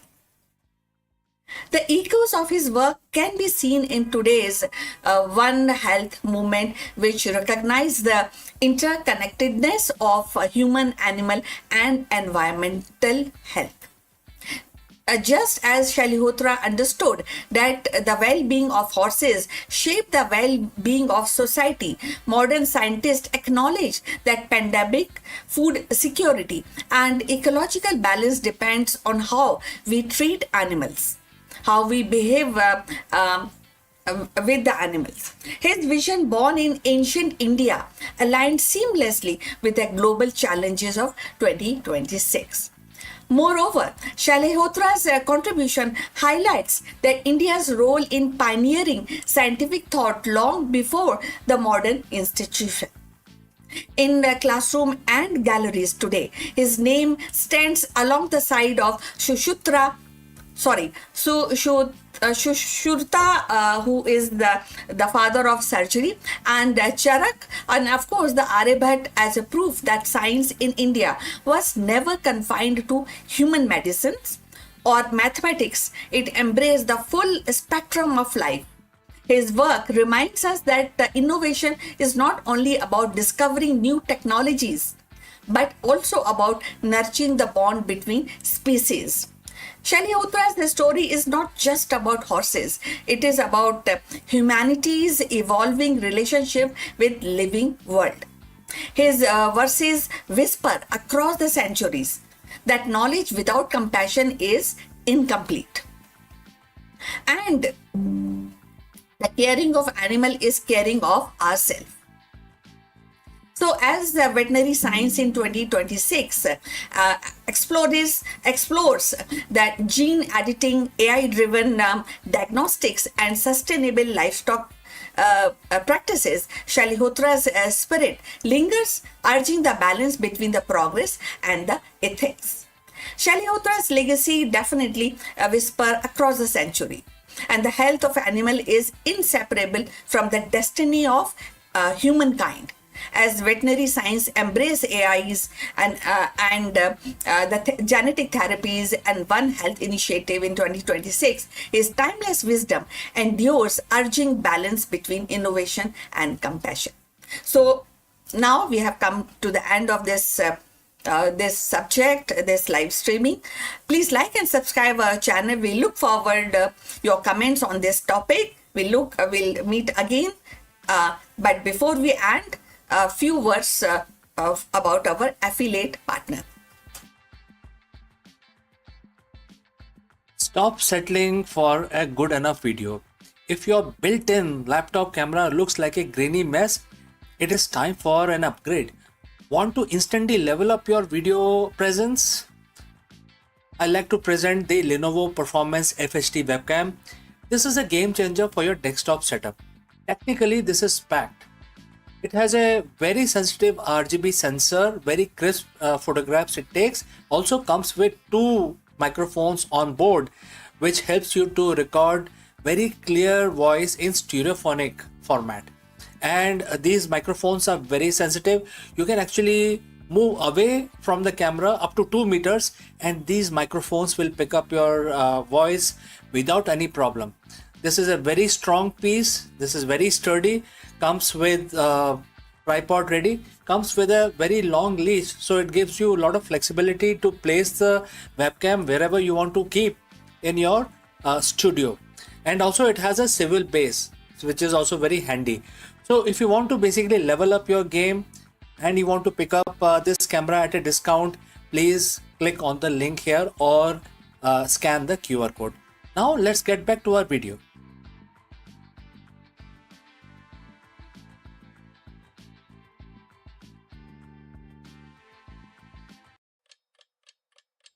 Hello दोस्तों, नमस्कारम। आप सभी का स्वागत है। आज हमारे सामने एक बहुत ही इम्पोर्टेंट क्वेश्चन है जिसका आंसर हमें ढूंढना बहुत ही ज़रूरी है। ये क्वेश्चन है, क्या आज के आधुनिक बिजनेस वर्ल्ड में धर्म और रणनीति का कोई स्थान है या कोई स्थान रह गया है? इस क्वेश्चन का आंसर बहुत ही इम्पोर्टेंट है और हमें इसका डिस्कशन करना है। चलिए आगे बढ़ते हैं। एक सीईओ के रूप में अनिश्चितता और कठिन निर्णयों के बीच आप अपना कर्तव्य कैसे निभा सकते हैं? इस वीडियो में हम भगवत गीता की सहायता लेंगे और हम जानेंगे कि भगवान कृष्ण ने हमें क्या सीख दी है और इस इम्पोर्टेंट सवाल का आंसर खोजने में हम भगवत गीता की सहायता लेंगे। चलिए आगे बढ़ते हैं। एक सीईओ की कुर्सी जो होती है काफ़ी चमकदार होती है, बहुत ही अट्रैक्टिव होती है, लेकिन इसके पीछे बहुत ज़्यादा अनसर्टेनिटी होती है, तनाव, हर दिन के जीवन के कठोर निर्णय। वो ये केवल वही जानता है जो उस कुर्सी पे बैठता है। जब जाने कि कोई लीडर है जो बहुत ही हाई हॉट सीट पे बैठा हुआ है। क्या आपने कभी इसको महसूस किया है कि आपकी सारी स्ट्रैटेजी फेल हो रही है? मार्केट गिरता ही जा रहा है, आप समझ ही नहीं पा रहे क्या करना है, टीम बिखरने लगी है और सब कुछ गलत हो रहा है और इसके बीच में एक लकीर खींची हुई है। आप उस लकीर पे क्या करना है वो आप तय करते हैं एज ए सीईओ। आज हम किसी मैनेजमेंट बुक की बात नहीं करेंगे। आज हम बात करेंगे दुनिया के सबसे पुराने, सबसे प्रभावशाली लीडरशिप गाइड भगवत गीता और खास तौर पे अध्याय 2 चैप्टर 2 श्लोक 31 में, जिसमें किसी भी सीईओ के लिए किसी वेपन की जो सीख दी गई है किसी वेपन से कम नहीं है। एक स्ट्रेटेजिक मास्टर क्लास की तरह ये हमारे सामने है और इसका सीधा अर्थ है, अगर हम इस कोट को पढ़ें, इस वर्स को पढ़ें, और कोट स्टार्ट्स, अपने क्षत्रिय धर्म, अपने यानी कि अपने कर्तव्य को देखते हुए भी तुम्हें विचलित नहीं होना चाहिए, क्योंकि धर्म के लिए ही, न्याय के लिए ही युद्ध करने से बेहतर एक योद्धा के लिए और कुछ भी नहीं है। And the quote close. तो दोस्तों, अगर आप यहाँ तक पहुंचे हैं तो हमें कमेंट करके ज़रूर बताएं कि आप कौन सी सिटी से, कौन सी कंट्री से हमारे साथ जुड़ रहे हैं और किस लैंग्वेज में हमारा वीडियो देख रहे हैं। तो चलिए आगे बढ़ते हैं। अब एक सीईओ के तौर पे आप सोचेंगे, मैं युद्ध कैसे कर सकता हूँ, मैं तो बिजनेस कर रहा हूँ। लेकिन जरा रुकिए, आज का बाजार किसी कुरुक्षेत्र से कम नहीं है और यहाँ पे कट थ्रोट कंपटीशन होता है। नैतिकता बनाम मुनाफा और टीम के बजाय टीम को बचाए रखने के लिए जद्दोजहद, क्योंकि टीम आपका कॉम्पिटिटर ले जाएगा। तो यही तो वो युद्ध है जो हमें हर दिन लड़ना होता है। सो इस श्लोक में बोला गया है कि क्षत्रिय अर्थ केवल वो नहीं जो तलवार उठाता है, इसका अर्थ वो है जो व्यक्ति जिम्मेदारी लेने से नहीं डरता। जब गीता में भगवान कृष्ण ने अर्जुन से कहा कि तुम विचलित मत हो, तो वो एक सीईओ को सिखा रहे हैं, एक सीईओ की तरह उनको सिखा रहे हैं और बोल रहे हैं कि आपको विचलित नहीं होना है, कितनी भी बड़ी मार्केट रियलिटी आपके सामने हो। और इन डिसीजन का अंत होना चाहिए। जब कोई बड़ा फैसला लेना हो तो आप स्वधर्म, अपनी जैसे कि अपनी कंपनी के विजन और मूल्यों को देखें, और अगर फैसला सही है तो परिणाम से मत डरें, डर का त्याग करें, अर्थात कांपना छोड़ें। एक सीईओ को का डर पूरी टीम में फैल जाता है।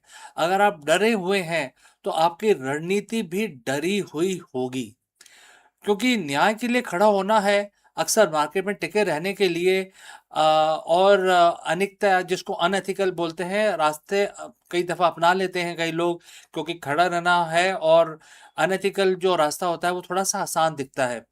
शुरू कहते हैं कि अधर्म के खिलाफ लड़ना आपका धर्म है। यही आपकी स्ट्रैटेजी होनी चाहिए कि आपके मुनाफे से पहले आपकी वैल्यूज़ को आपको सामने रखना होगा। और अब इसको हम लीडरशिप में लगाएं, तो इसको हम कैसे इम्प्लीमेंट करें, तो यहाँ पे मैं आपको 3 स्टेप बताऊंगा जिससे आप इसको धीरे धीरे अपने जीवन में डाल सकते हैं और अपने डिसीजंस बेटर ले सकते हैं। तो पहला है द पर्पस। पर्पस की परिभाषा करें। जब भी कोई मुश्किल आए, खुद से पूछें, क्या यह फैसला मेरी कंपनी के लिए वैल्यू के अनुरूप है? अगर हाँ, तो पीछे ना हटें, आगे बढ़ें। नंबर 2, कन्विक्शन के साथ लीड करें, क्योंकि आपने पहला पॉइंट आपने देख लिया है। श्लोक कहता है कि न्याय का युद्ध है ये। अगर आपकी रणनीति सही है तो आप पूरी ताकत से आगे बढ़ें। अधूरे अधूरे मन से लिए गए फैसले हमेशा घाटा देते हैं। नंबर 3, स्टेक होल्डर की सुरक्षा करें। एक योद्धा अपने राज की रक्षा करता है, अपने कर्मचारियों को, इन्वेस्टर जिसको हम निवेशक भी बोलते हैं, ग्राहकों की रक्षा करता है। और जब आप डिफेंसिव नहीं बल्कि वैल्यू ड्रिवन लीडर बनते हैं तो आप अजय हो जाते हैं। तो दोस्तों, ये 3 मंत्र हैं जो आप अपनी लाइफ में उसको फॉलो कर सकते हैं, जो हमें भगवत गीता से इस पर्टिकुलर 2 लाइनों के श्लोक में मिलते हैं। दोबारा से बोलता हूँ, चैप्टर 2 श्लोक 31, और आपको यह याद दिलाता है कि आप एक सीईओ ही नहीं, आप एक लीडर हैं जिसे न्याय और प्रगति के लिए खड़ा होना है। आज अपने बोर्डरूम में जाने से पहले बस ये याद रखें कि जो कंडीशंस हैं वो कितनी भी कठिन हो, अगर आपका धर्म, आपका कर्तव्य और नैतिकता आप के रास्ते पे आप चल रहे हैं, तो हारने का कोई सवाल ही नहीं पैदा होता। अगर आप लीडर हैं और आपको लगता है कि ये संदेश आपके किसी सहकर्मी या दोस्त के काम आ सकता है, तो उनके साथ शेयर करें और हमें कमेंट करके बताएं कि आपके लिए कॉर्पोरेट धर्म का सबसे बड़ा चैलेंज क्या है। हम उस पर चर्चा करेंगे आने वाले वीडियो में। सब्सक्राइब करना ना भूलें। मिलते हैं जल्दी अगले वीडियो में। तब तक के लिए आपका हम प्रार्थना करेंगे आपका दिन शुभ रहे और आप सक्सेस पाएं। Thank you. नमस्कार।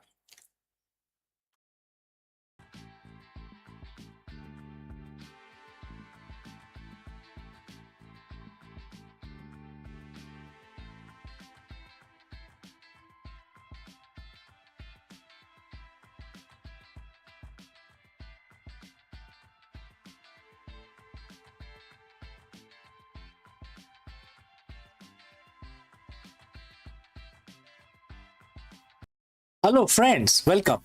In this video, we decode one of the most profound verses of the Bhagavad Gita to reveal a blueprint for a modern leadership and business's longevity. While the most CEO fear the end of a market cycle or the disruption of their industry, the Gita teaches that dissolution is simply the precursor to a more powerful manifestation. Let us go and discuss this further. Every CEO, every founder, every leader share a common nightmare. That is the end. The end of a product relevance, the end of a market cycle, the end of an era. We spend billions on R&D and strategy just to stave away and stave off the inevitable moment when what we have built is no longer enough. We treat disruption like an enemy and therefore it has to be defeated. But what if the end wasn't a failure? What if it was a biological, even cosmic necessity? Today we are bridging the gap between the modern boardroom and the ancient Vedic philosophy. We are looking at chapter 9, verse 7 of the Bhagavad Gita, where Shri Krishna, Bhagwan Krishna, reveals a concept that can transform your lead, you can scale, and most importantly, how you can pivot. Welcome to the Eternal Pivot Leadership Lessons from the Cycle of Kalpa. So friends, if you have reached this far, please inform us from which city you have tuned in and in which language you are watching this video. This will help us determine the reach of our channel.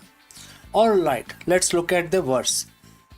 The text says, and in this context, Bhagwan Krishna says to Arjun, quote starts, every material being enter into me at the end of the every cycle of Kalpa or a millennium. O Konte, I send them back again at the beginning of the next cycle. Quote close. To understand this, for business, we need to understand two terms, kalpa and dissolution. A kalpa is a massive cycle of time, a cosmic fiscal year or a grand scale. At the end of this cycle, everything, the stars, the planet, the souls, merges back into the source. Nothing is destroyed in the scene in a sense of vanishing into nothingness. It is simply pulled back into a state of potential. Potential energy, right? Then Bhagwan Krishna says, I send them back again. This is a first grade leadership lesson. Existence is cyclic, not linear. In business, we often try to force linear growth forever. But the Gita reminds us that everything that manifests must eventually be pulled back into the source, which is the core idea, the raw talent, the capital, etc., before it can be projected outward again in a better, more evolved form. Why do legacy companies fail? Because they try to fight the end of their kalpa. Think of Kodak, Nokia, or Blockbuster. They viewed their current form, their specific product as permanent. When the cycle ended, they resisted the pullback to the source.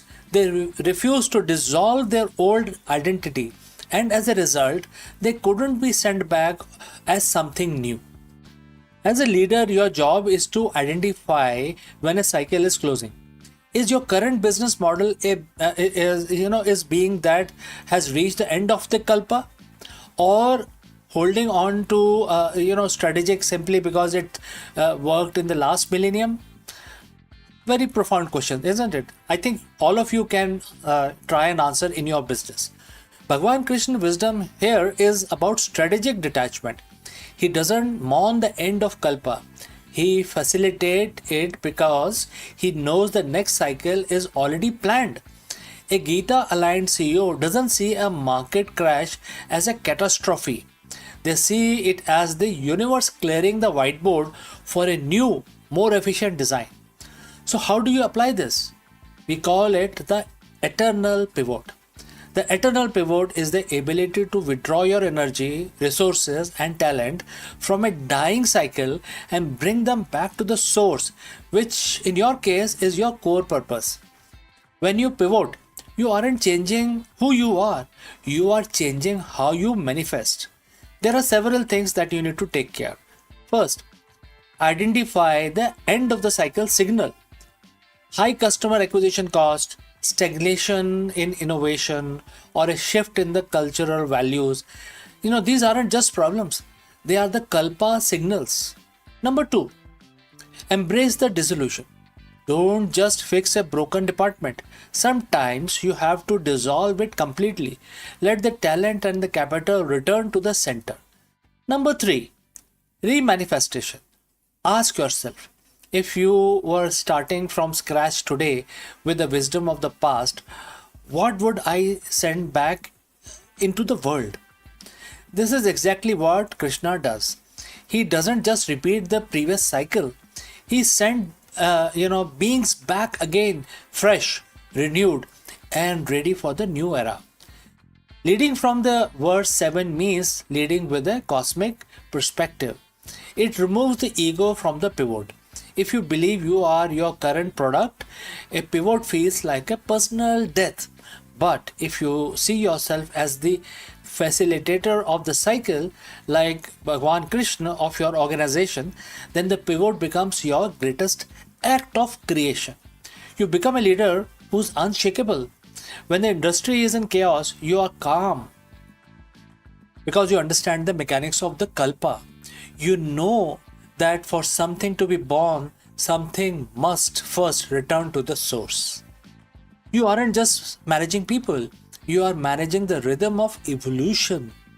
Next time when you face a major transition, a failed venture, or a shifting market, don't look at it as an ending of the your career, etc. Look at it through the lens of chapter 9 and verse 7. The cycle is closing so that the new one can begin. Your material being, your current project, is just returning to you so that you can send it back out, stronger, wiser, and more aligned with the future. Master this cycle, embrace the dissolution, and always be ready for the next kalpa. So friends, thanks for watching and thanks for listening. Now you go forth and lead the next cycle. If you have any questions, please feel free to send it across. Before I leave you today, a word about our affiliate partner. Stop settling for a good enough video. If your built-in laptop camera looks like a grainy mess, it is time for an upgrade. Want to instantly level up your video presence? I like to present the Lenovo Performance FHD webcam. This is a game changer for your desktop setup. Technically, this is packed. It has a very sensitive RGB sensor, very crisp photographs it takes. Also comes with 2 microphones on board, which helps you to record very clear voice in stereophonic format. And these microphones are very sensitive. You can actually move away from the camera up to 2 meters and these microphones will pick up your voice without any problem. This is a very strong piece. This is very sturdy. Comes with tripod ready. Comes with a very long leash, so it gives you a lot of flexibility to place the webcam wherever you want to keep in your studio. And also it has a swivel base, which is also very handy. So if you want to basically level up your game and you want to pick up this camera at a discount, please click on the link here or scan the QR code. Now let's get back to our video.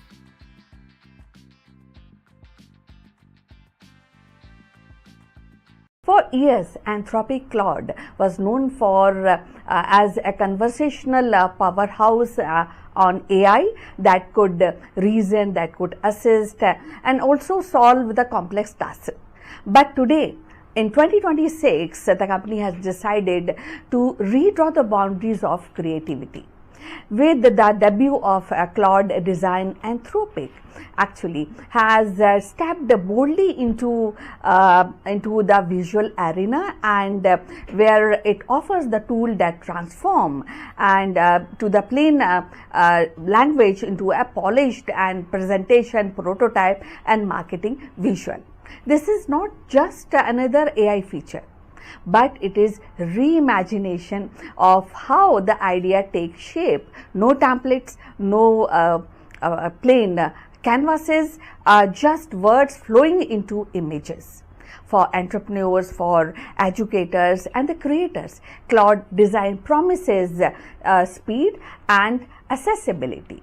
And for a design industry, it raises the questions about the originality and artistry, and the role of human imagination in the era of machine learning, machine marketing visual. So let's find out more about this. In a groundbreaking discovery, astronomers have captured a rare cosmic handshake. Two blazing quasars in the process of merging.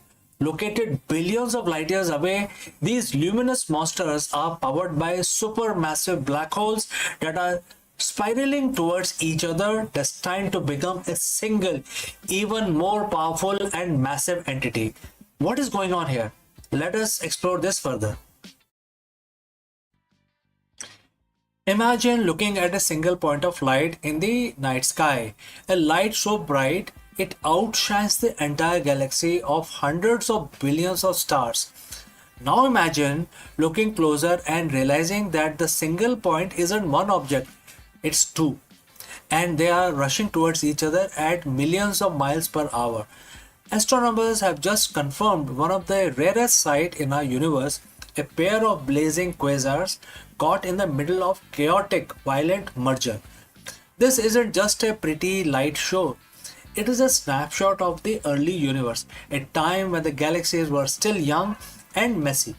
Today we are going to peel back the layers of this discovery. We will talk about what is quasar actually is, how we found these two needle in haystack twins, and why this discovery might be a crystal ball looking into the future of our own Milky Way. So friends, if you have reached this far, please inform us from which city you have tuned in and in which language you are watching this video. This will help us determine the reach of our channel. Alright, let's proceed further. Before we can understand the collision, we have to understand the titles involved here. The word quasar, which is in short for quasi-stellar radio source, to the early telescope of the 1960s, they looked like stars, but they behaved like monsters. At the heart of every quasar is a supermassive black hole, but the black hole itself isn't the light you see. Black hole by definition don't let light escape. Instead, the glow came from the accretion disk, and as the black hole's gravity pull in massive amount of gas, dust and even entire stars, that material spins around the center like water goes down the drain. The friction and the gravity heat this material to millions of degrees, causing it to glow with more energy than thousands of galaxies combined. They are the ultimate cosmic lighthouses, visible from very edge of the observable universe. When we see a quasar, we are seeing a black hole that is feeding. Finding a single quasar is hard. Finding two that are merging is nearly impossible. Why? Because they are so far away that they are usually appear as single blurry dot. But recently, a team of astronomers using the Gaia Space Observatory noticed something strange. Gaia is designed to track the positions of stars with incredible precision. While looking at the known quasars, they noticed a jiggle. The light wasn't moving in space, but its intensity was flickering back and forth between 2 points, like a railroad crossing signal seen from a distance. To confirm their suspicions, they called in the big guns, the Hubble Space Telescope and the Gemini North Telescope in Hawaii. Hubble's sharp eyes revealed that these this wasn't just a trick of light or gravitational lensing, where a closer galaxy acts as a magnifying glass. No, these were two distinct massive galaxies, each with its own feeding black holes at the center, physically bound by gravity. They are currently separated by only about 10,000 light years, which in cosmic terms is like two people standing on opposite sides of the living room. This specific pair of quasars is special because of when we are seeing them, because the light takes time to travel. Looking deep into space is like looking back in time. We are seeing these quasars as they were just 900 million years after the Big Bang. This puts them squarely in the epoch of reionization. This was the cosmic dawn, the era when the very first stars and galaxies were turning on and clearly, moving away from the cold, dark hydrogen fog that filled the early universe. Seeing two quasars merging this early tells us that supermassive black holes didn't just grow slowly over billions of years, they grew through violence. They grew by eating each other. This discovery helps scientists refine their simulations of how the universe evolved from a hot soup of particles into a structured web of galaxies that we see today. You might be wondering, that's 12 billion years ago. Why does it matter to us now?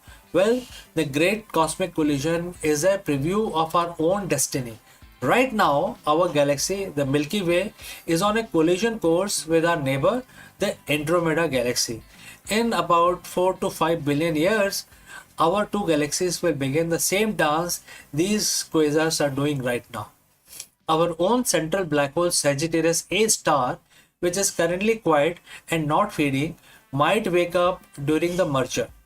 And as from gas from the Andromeda gets shoved into our galactical center, our black hole could ignite, turning a Milky Way into a blazing quasar for an distant alien astronomers to see.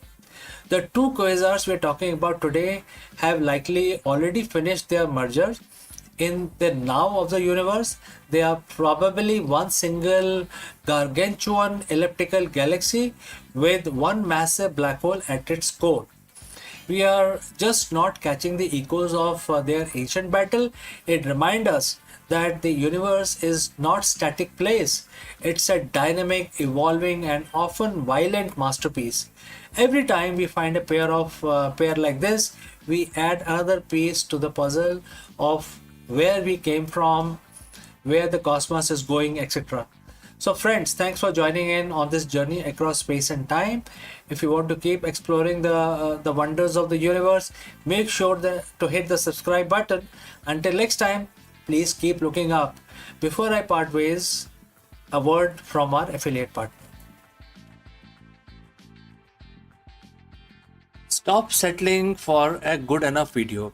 If your built-in laptop camera looks like a grainy mess, it is time for an upgrade. Want to instantly level up your video presence? I like to present the Lenovo Performance FHD webcam. This is a game changer for your desktop setup. Technically, this is packed. It has a very sensitive RGB sensor, very crisp photographs it takes. Also comes with two microphones on board, which helps you to record very clear voice in stereophonic format. And these microphones are very sensitive. You can actually move away from the camera up to 2 meters and these microphones will pick up your voice without any problem. This is a very strong piece. This is very sturdy. Comes with tripod ready. Comes with a very long leash, so it gives you a lot of flexibility to place the webcam wherever you want to keep in your studio. And also it has a swivel base, which is also very handy. So if you want to basically level up your game and you want to pick up this camera at a discount, please click on the link here or scan the QR code. Now let's get back to our video.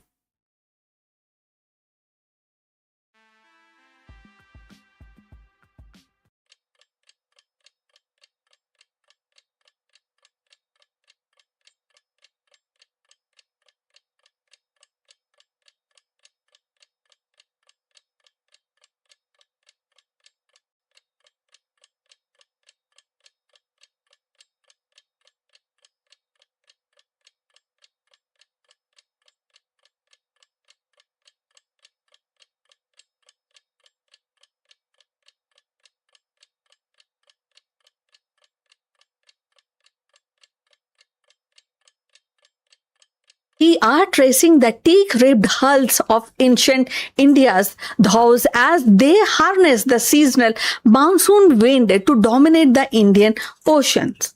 By examining the stitch, joinery, and celestial navigation, we reconstruct how these master shipbuilders outpaced the Roman fleet and establishing the primary maritime arteries that connected the distant civilization long before the colonial age.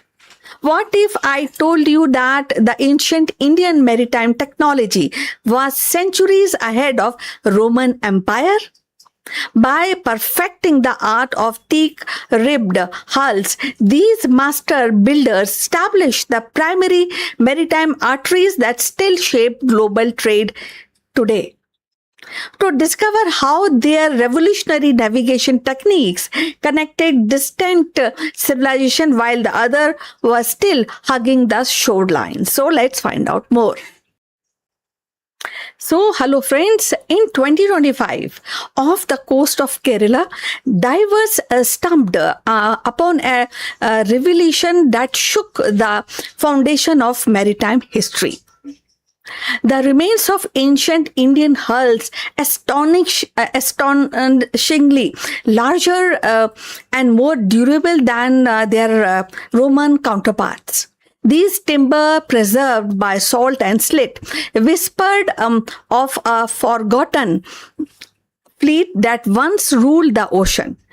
The mystery deepened when the archaeologists realized these ships had crossed 3,000 miles of open water without a single metal nails, crafted instead with ingenious wooden joinery and coconut fiber lashing that flexed with the wave rather than breaking against them.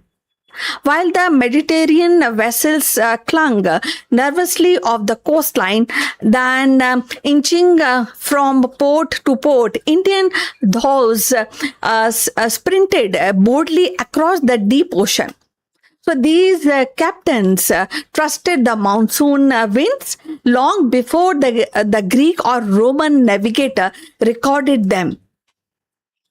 So the so-called Hippolytus wind pattern, named centuries later by outsiders, were already mastered by Indian sailors who timed their voyage with precision, turning the Indian Ocean into a predictable two-way highway.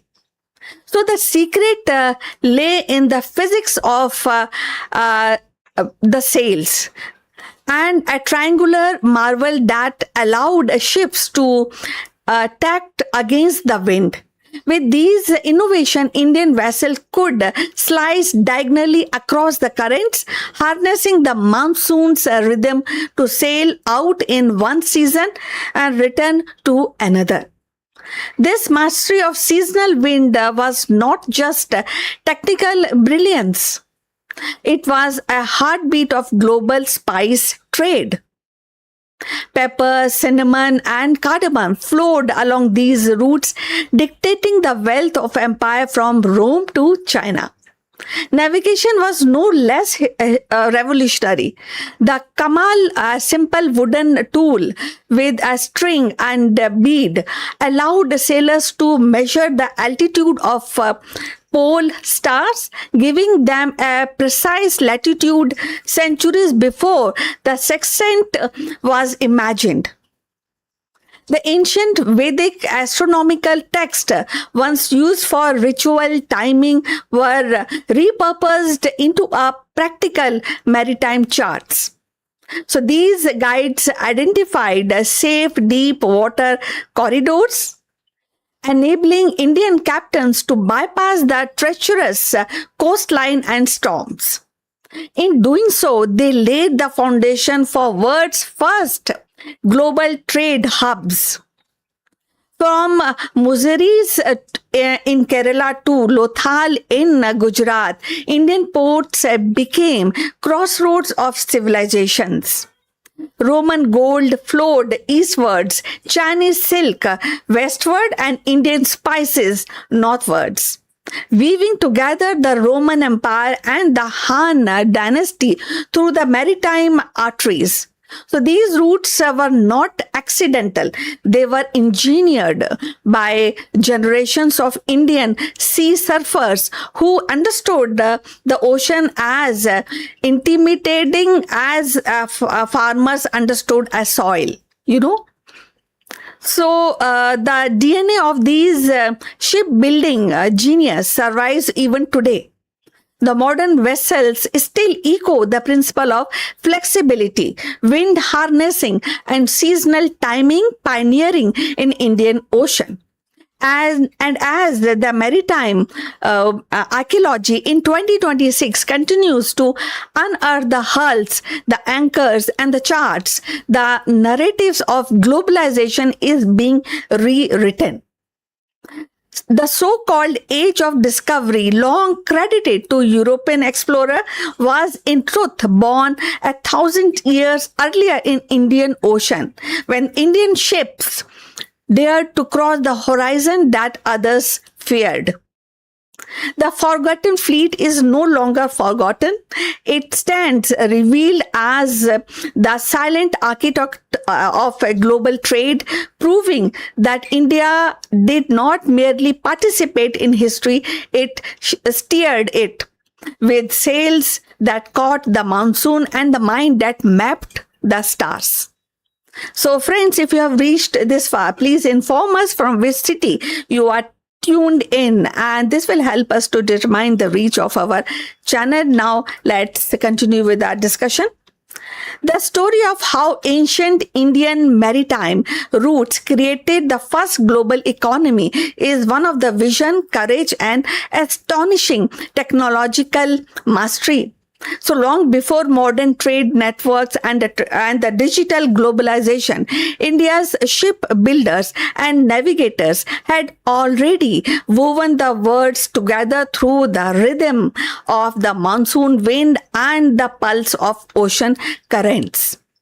From the harbor to Lothal and Dolaria in the Indus Valley to a bustling port of Kaviripattam and Muziris, the Indian sailor charted the course that connected the Africa, the Arabia, and Southeast Asia and beyond. Their ship crafted with the teak, coconut fiber ropes, and ingenious waterproofing resin were not merely vessel but floating labs of ancient engineering. So these routes carried more than spice and silk. They carried ideas, mathematics, astronomy, and philosophy across the continents. The Indian Ocean became a living map of exchange. Gold from Africa, frankincense from Arabia, silk from China met the cotton, pepper, and gemstone from India. The result was not just commerce, it was a birth of global consciousness. It was again a networking of a civilization learning from one to another. The ancient Indian navigator understood the monsoon rhythm so precisely that they could time voyage to harness its power, transforming seasonal wind into an artery of global trade. This maritime brilliance was underpinned by sacred geometry and astronomical precision. Shipbuilders aligned hull design with the cosmic ratio, believing that the harmony between the vessel and the universe ensures safe passage. So their technology was both spiritual and scientific. A fusion that made Indian ships legendary for their durability and speed. By the time the Roman coin began appearing in South Indian port, the world has already entered its first era of global economy, an economy born not in the imperial conquest, but in sharp navigation and mutual exchange. India's maritime routes were the invisible thread that stitched together continents, culture, and destination. So we have reached to the end of this interesting topic. Please like and subscribe our channel, and we look forward for your comment on this topic. See you in the next one very soon. Till then, take care.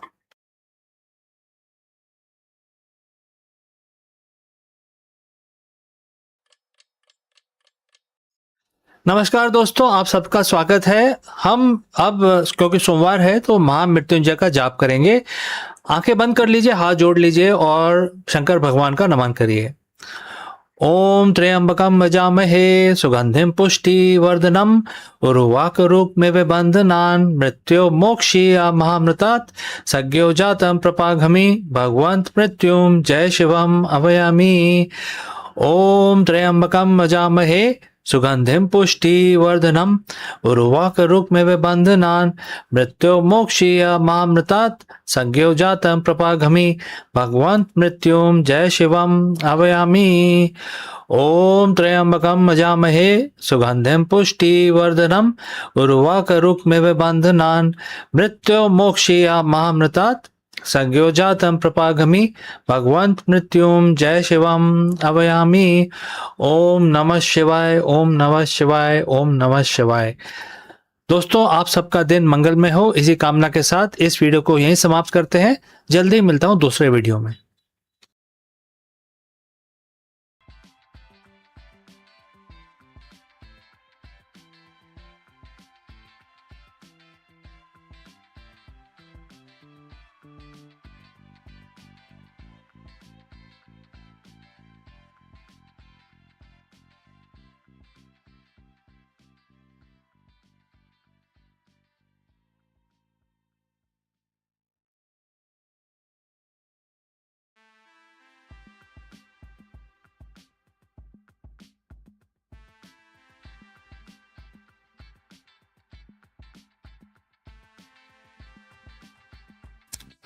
Hello friends, in today's hyper-distracted corporate world, business leaders are facing unprecedented burnout, decision fatigue, and market volatility.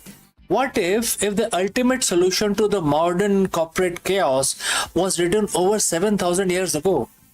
Therefore, in this video, we break down Bhagavad Gita's lessons and reveal how it serves as a powerful framework for the 21st century's executives, founders, and CEOs. Let's go. Look at the modern corporate landscape and you will notice a strange paradox. We have more data, faster communication, and better AI tools than at any point in time in the human history. Yet, today's CEOs and business leaders are more overwhelmed, exhausted, and distracted than ever before. We call it decision fatigue. And we also call it market volatility, and we also call it the constant pressure to innovate. But what if the real problem isn't the lack of resources, but the lack of anchoring? What if the ultimate antidote to the corporate chaos was written over 7,000 years ago on a battlefield?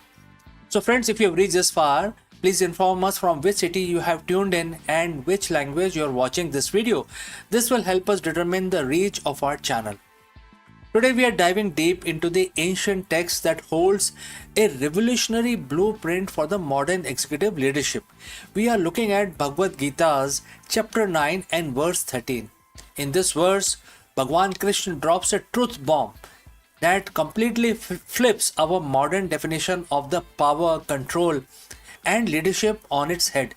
Let's read the verse, and the quote starts, "But those who are Mahatmas surrender to divine energy and accept me as the singular source of all existence. They remain absorbed in me with mind and intelligence Quote close. For the modern CEO, the words like surrender, divine energy, and absorption might sound out of place in a quarterly board meeting. But over the next few minutes, we are going to decode why this exact verse is a missing link to the hyper focused, sustainable business growth and indestructible mental peace. Let's start with the first key word in this verse, which is Mahatma. In Sanskrit, Maha means great and Atma means soul. A great soul, that is Mahatma. In the corporate world, we have plenty of managers, plenty of directors, and plenty of traditional CEOs. A traditional CEO operates largely from the ego. They believe they are the sole engine driving the company. They carry the weight of the entire organization on their shoulders. It's a mindset that says if I don't micromanage, then and if I don't control every variable, everything will collapse. So, what happens to an ego driven leader?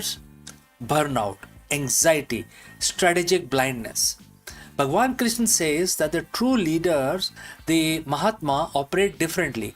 A Mahatma CEO understand that they are, not the ultimate controller; they are the conduit. They switch their operating system from ego-driven management to purpose-driven stewardship. When you view your company not as a personal empire to conquer, but as a vehicle to serve a larger, higher purpose, your relationship with the stress changes completely. You stop reacting to daily market fluctuations with panic and you start leading with deep, unshakable, long term vision. Now, let's look at the most misunderstood word in the business, which is surrender. The verse states surrender to divine energy, right? To the modern executive, surrender sounds like weakness. It sounds like giving up, quitting, or waving the white flag. But in context of Bhagavad Gita, surrender is the ultimate act of strategic power.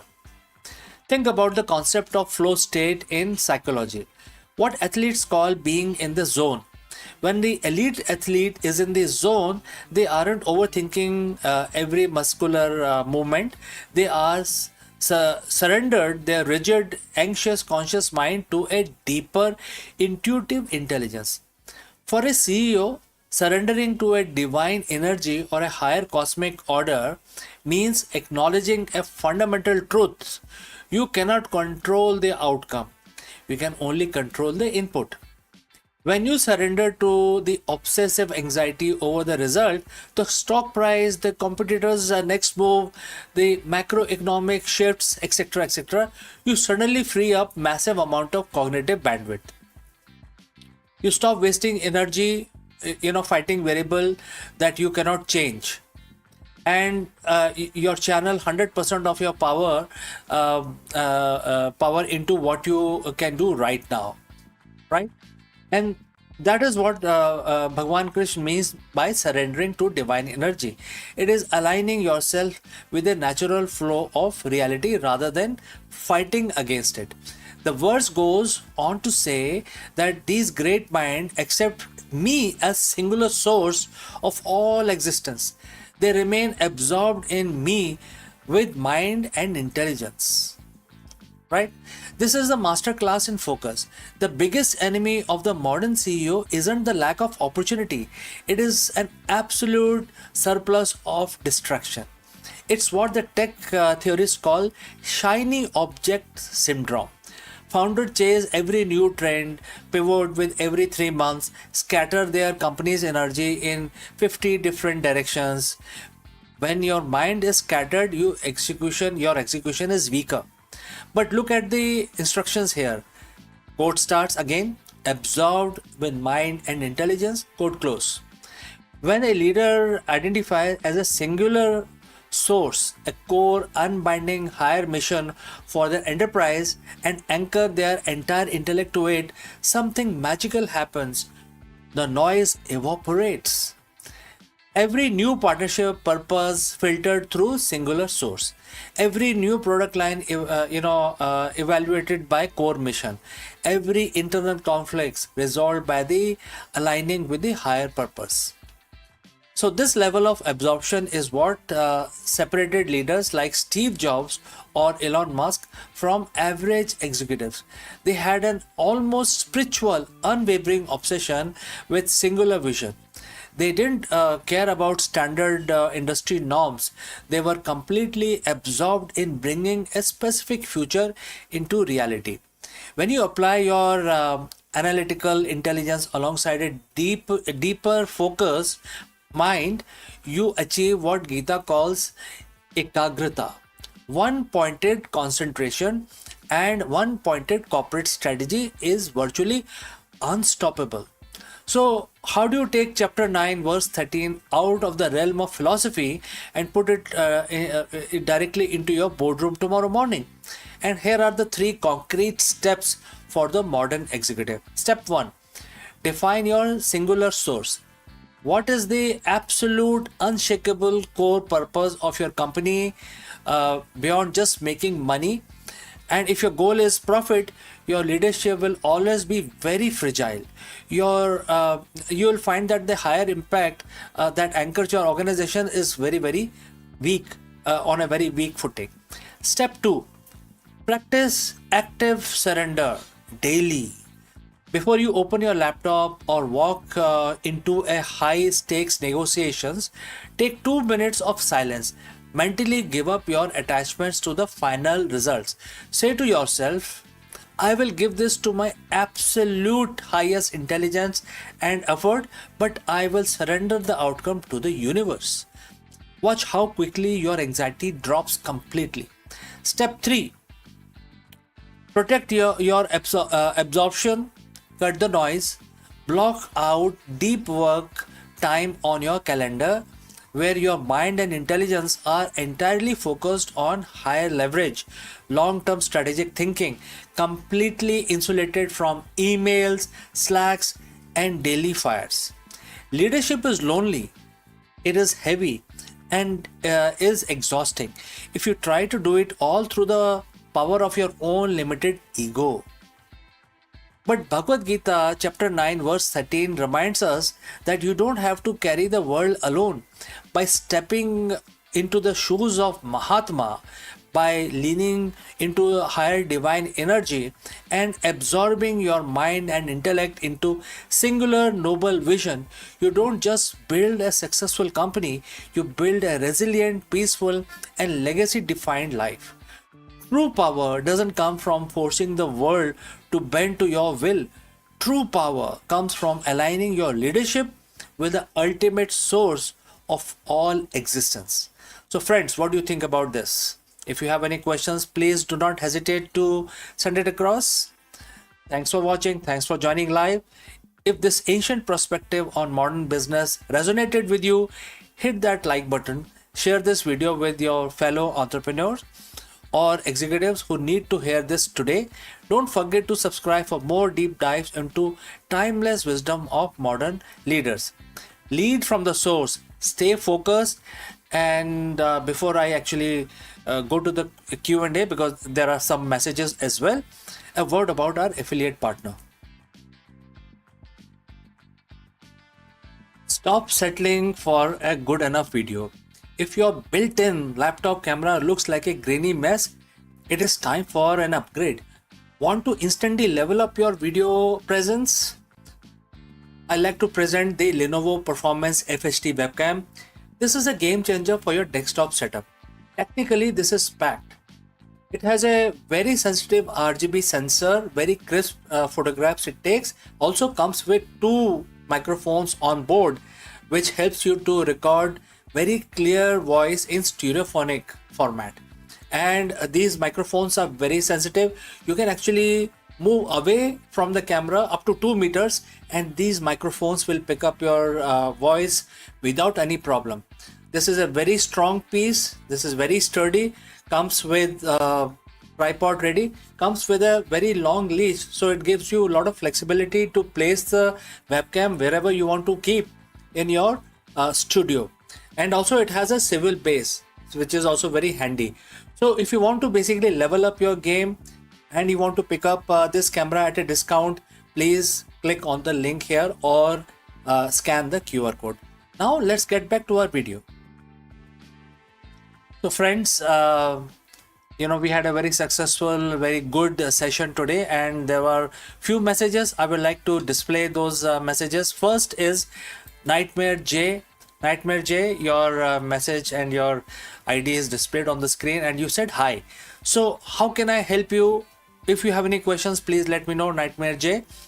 Thank you for saying hi and very good morning from India.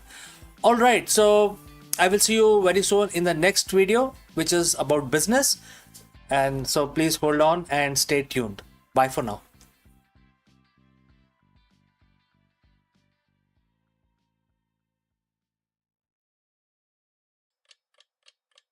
Hello friends and namaskaram. Could we actually hack Earth's magnetic field to protect our own modern technology? Very profound question. Therefore, in this video, we dive deep into the revolutionary and controversial new proposal from the scientist deploying spacecraft to spray chemicals directly into the Earth's magnetosphere. As our reliance on satellite and power grids and GPS grows, so does our vulnerability to external solar storms. Could a man-made solar shield be the key to preventing a global blackout?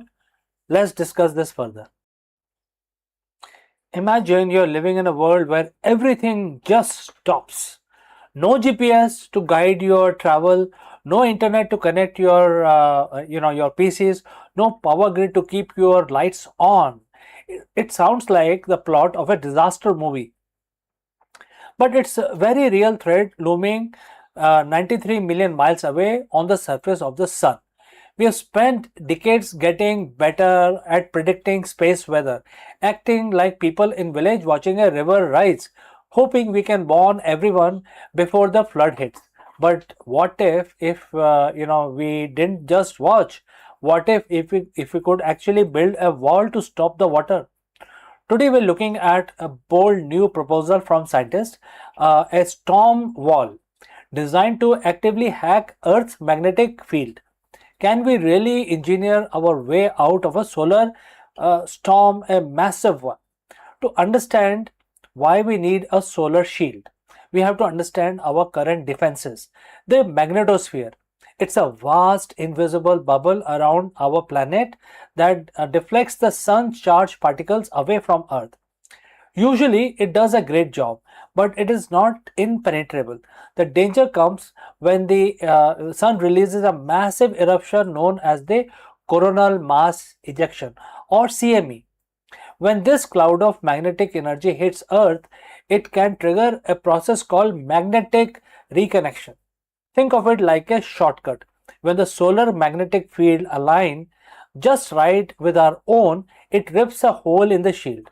This allows solar energy to flood into our near-Earth space, causing geomagnetic storms. Why should you care about this?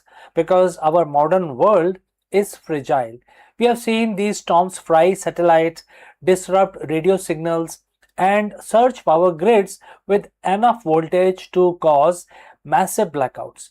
In May 2024, a major storm hit, causing hundreds of millions of dollars in losses for the agriculture industry alone when the GPS guided tractors could not function. As our tech dependency grows, our vulnerability to these invaders from space only get worse. So friends, if you have reached this far, please inform us from which city you have tuned in and in which language you are watching this video.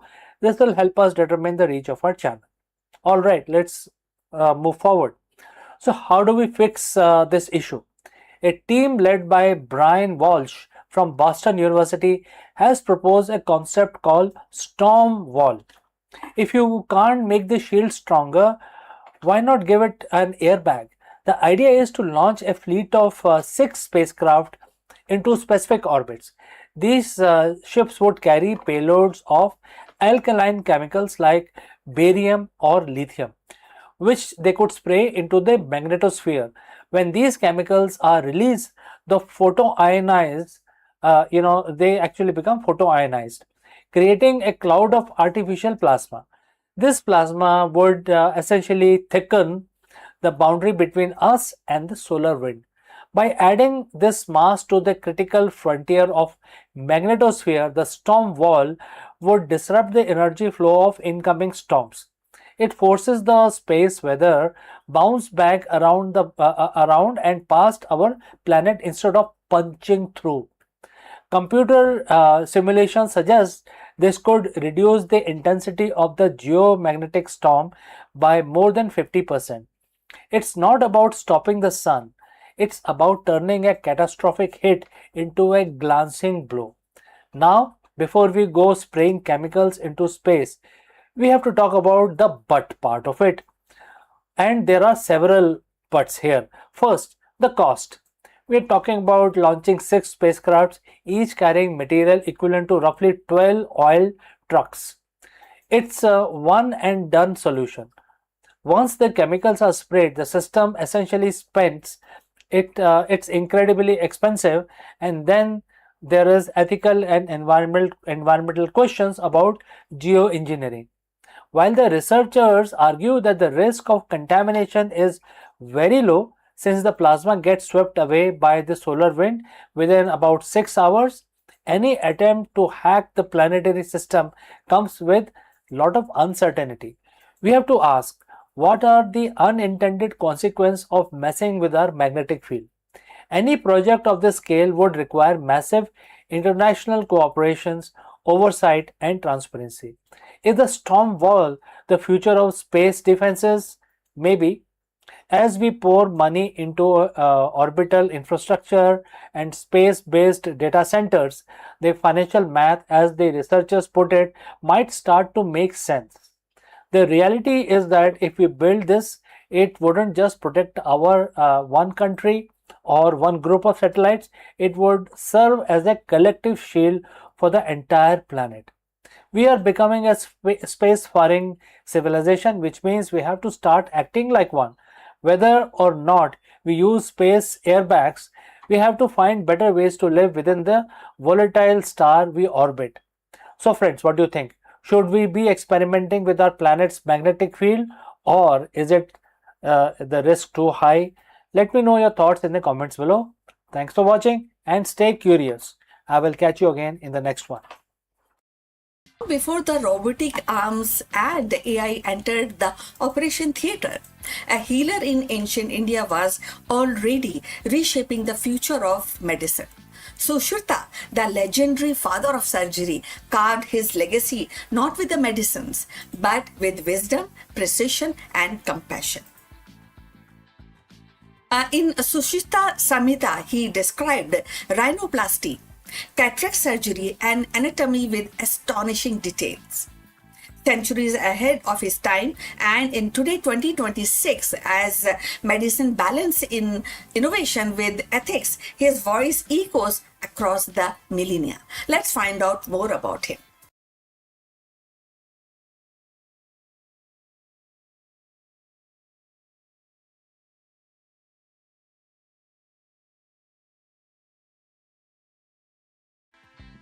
In the annals of medical history, few names shines as bright as Sushruta, the ancient Indian physician whose vision and practice earned him the title of Father of Surgery.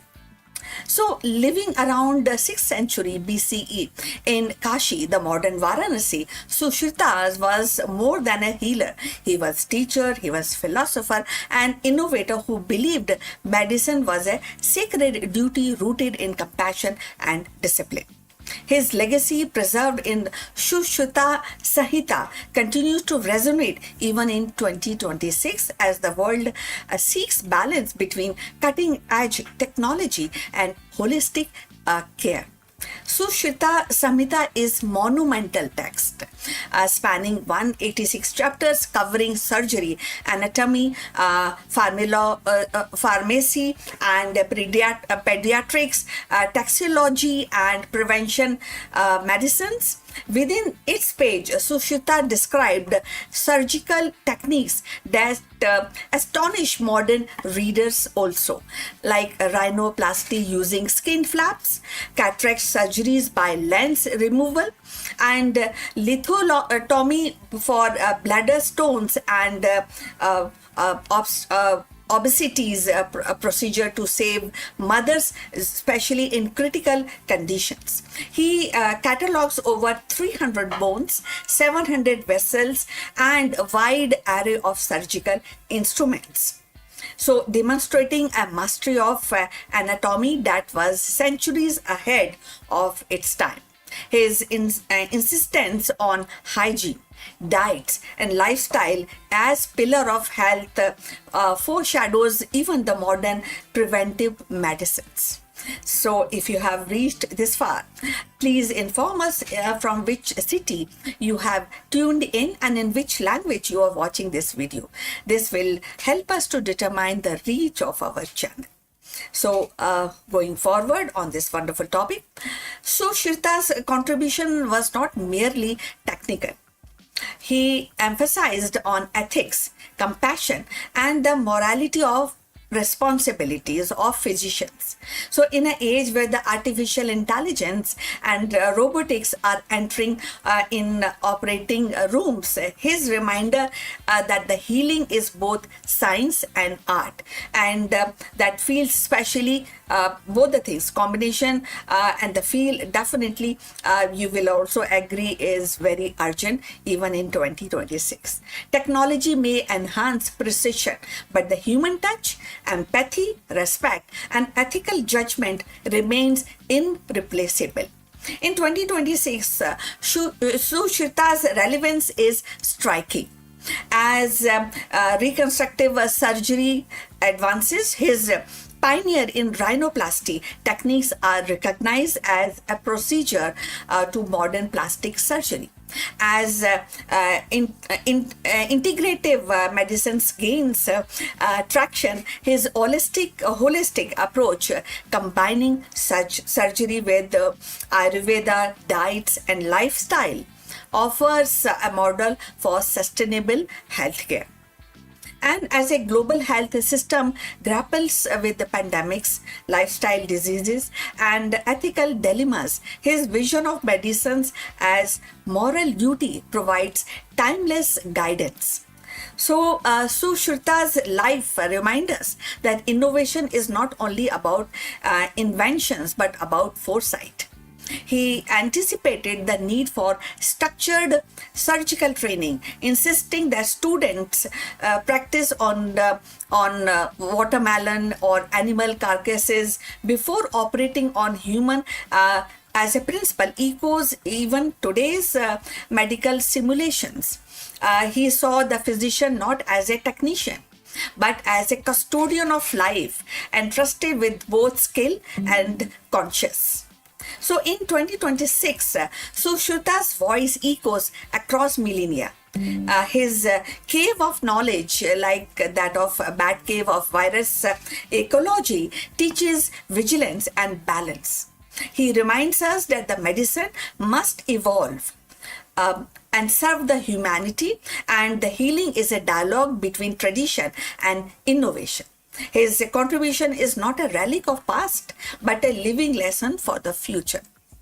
So, definitely, and this is something, his legacy is not definitely we should read, we should appreciate, and we should also follow the footstep what he has put across for human development, human health development. So his legacy, as I said, is not definitely a relic. It's a living compass pointing us towards future where the healing is both precise and compassion.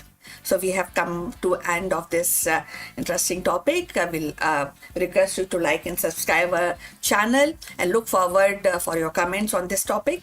See you in the next one. But before we end this live video, a few words about our affiliate partner.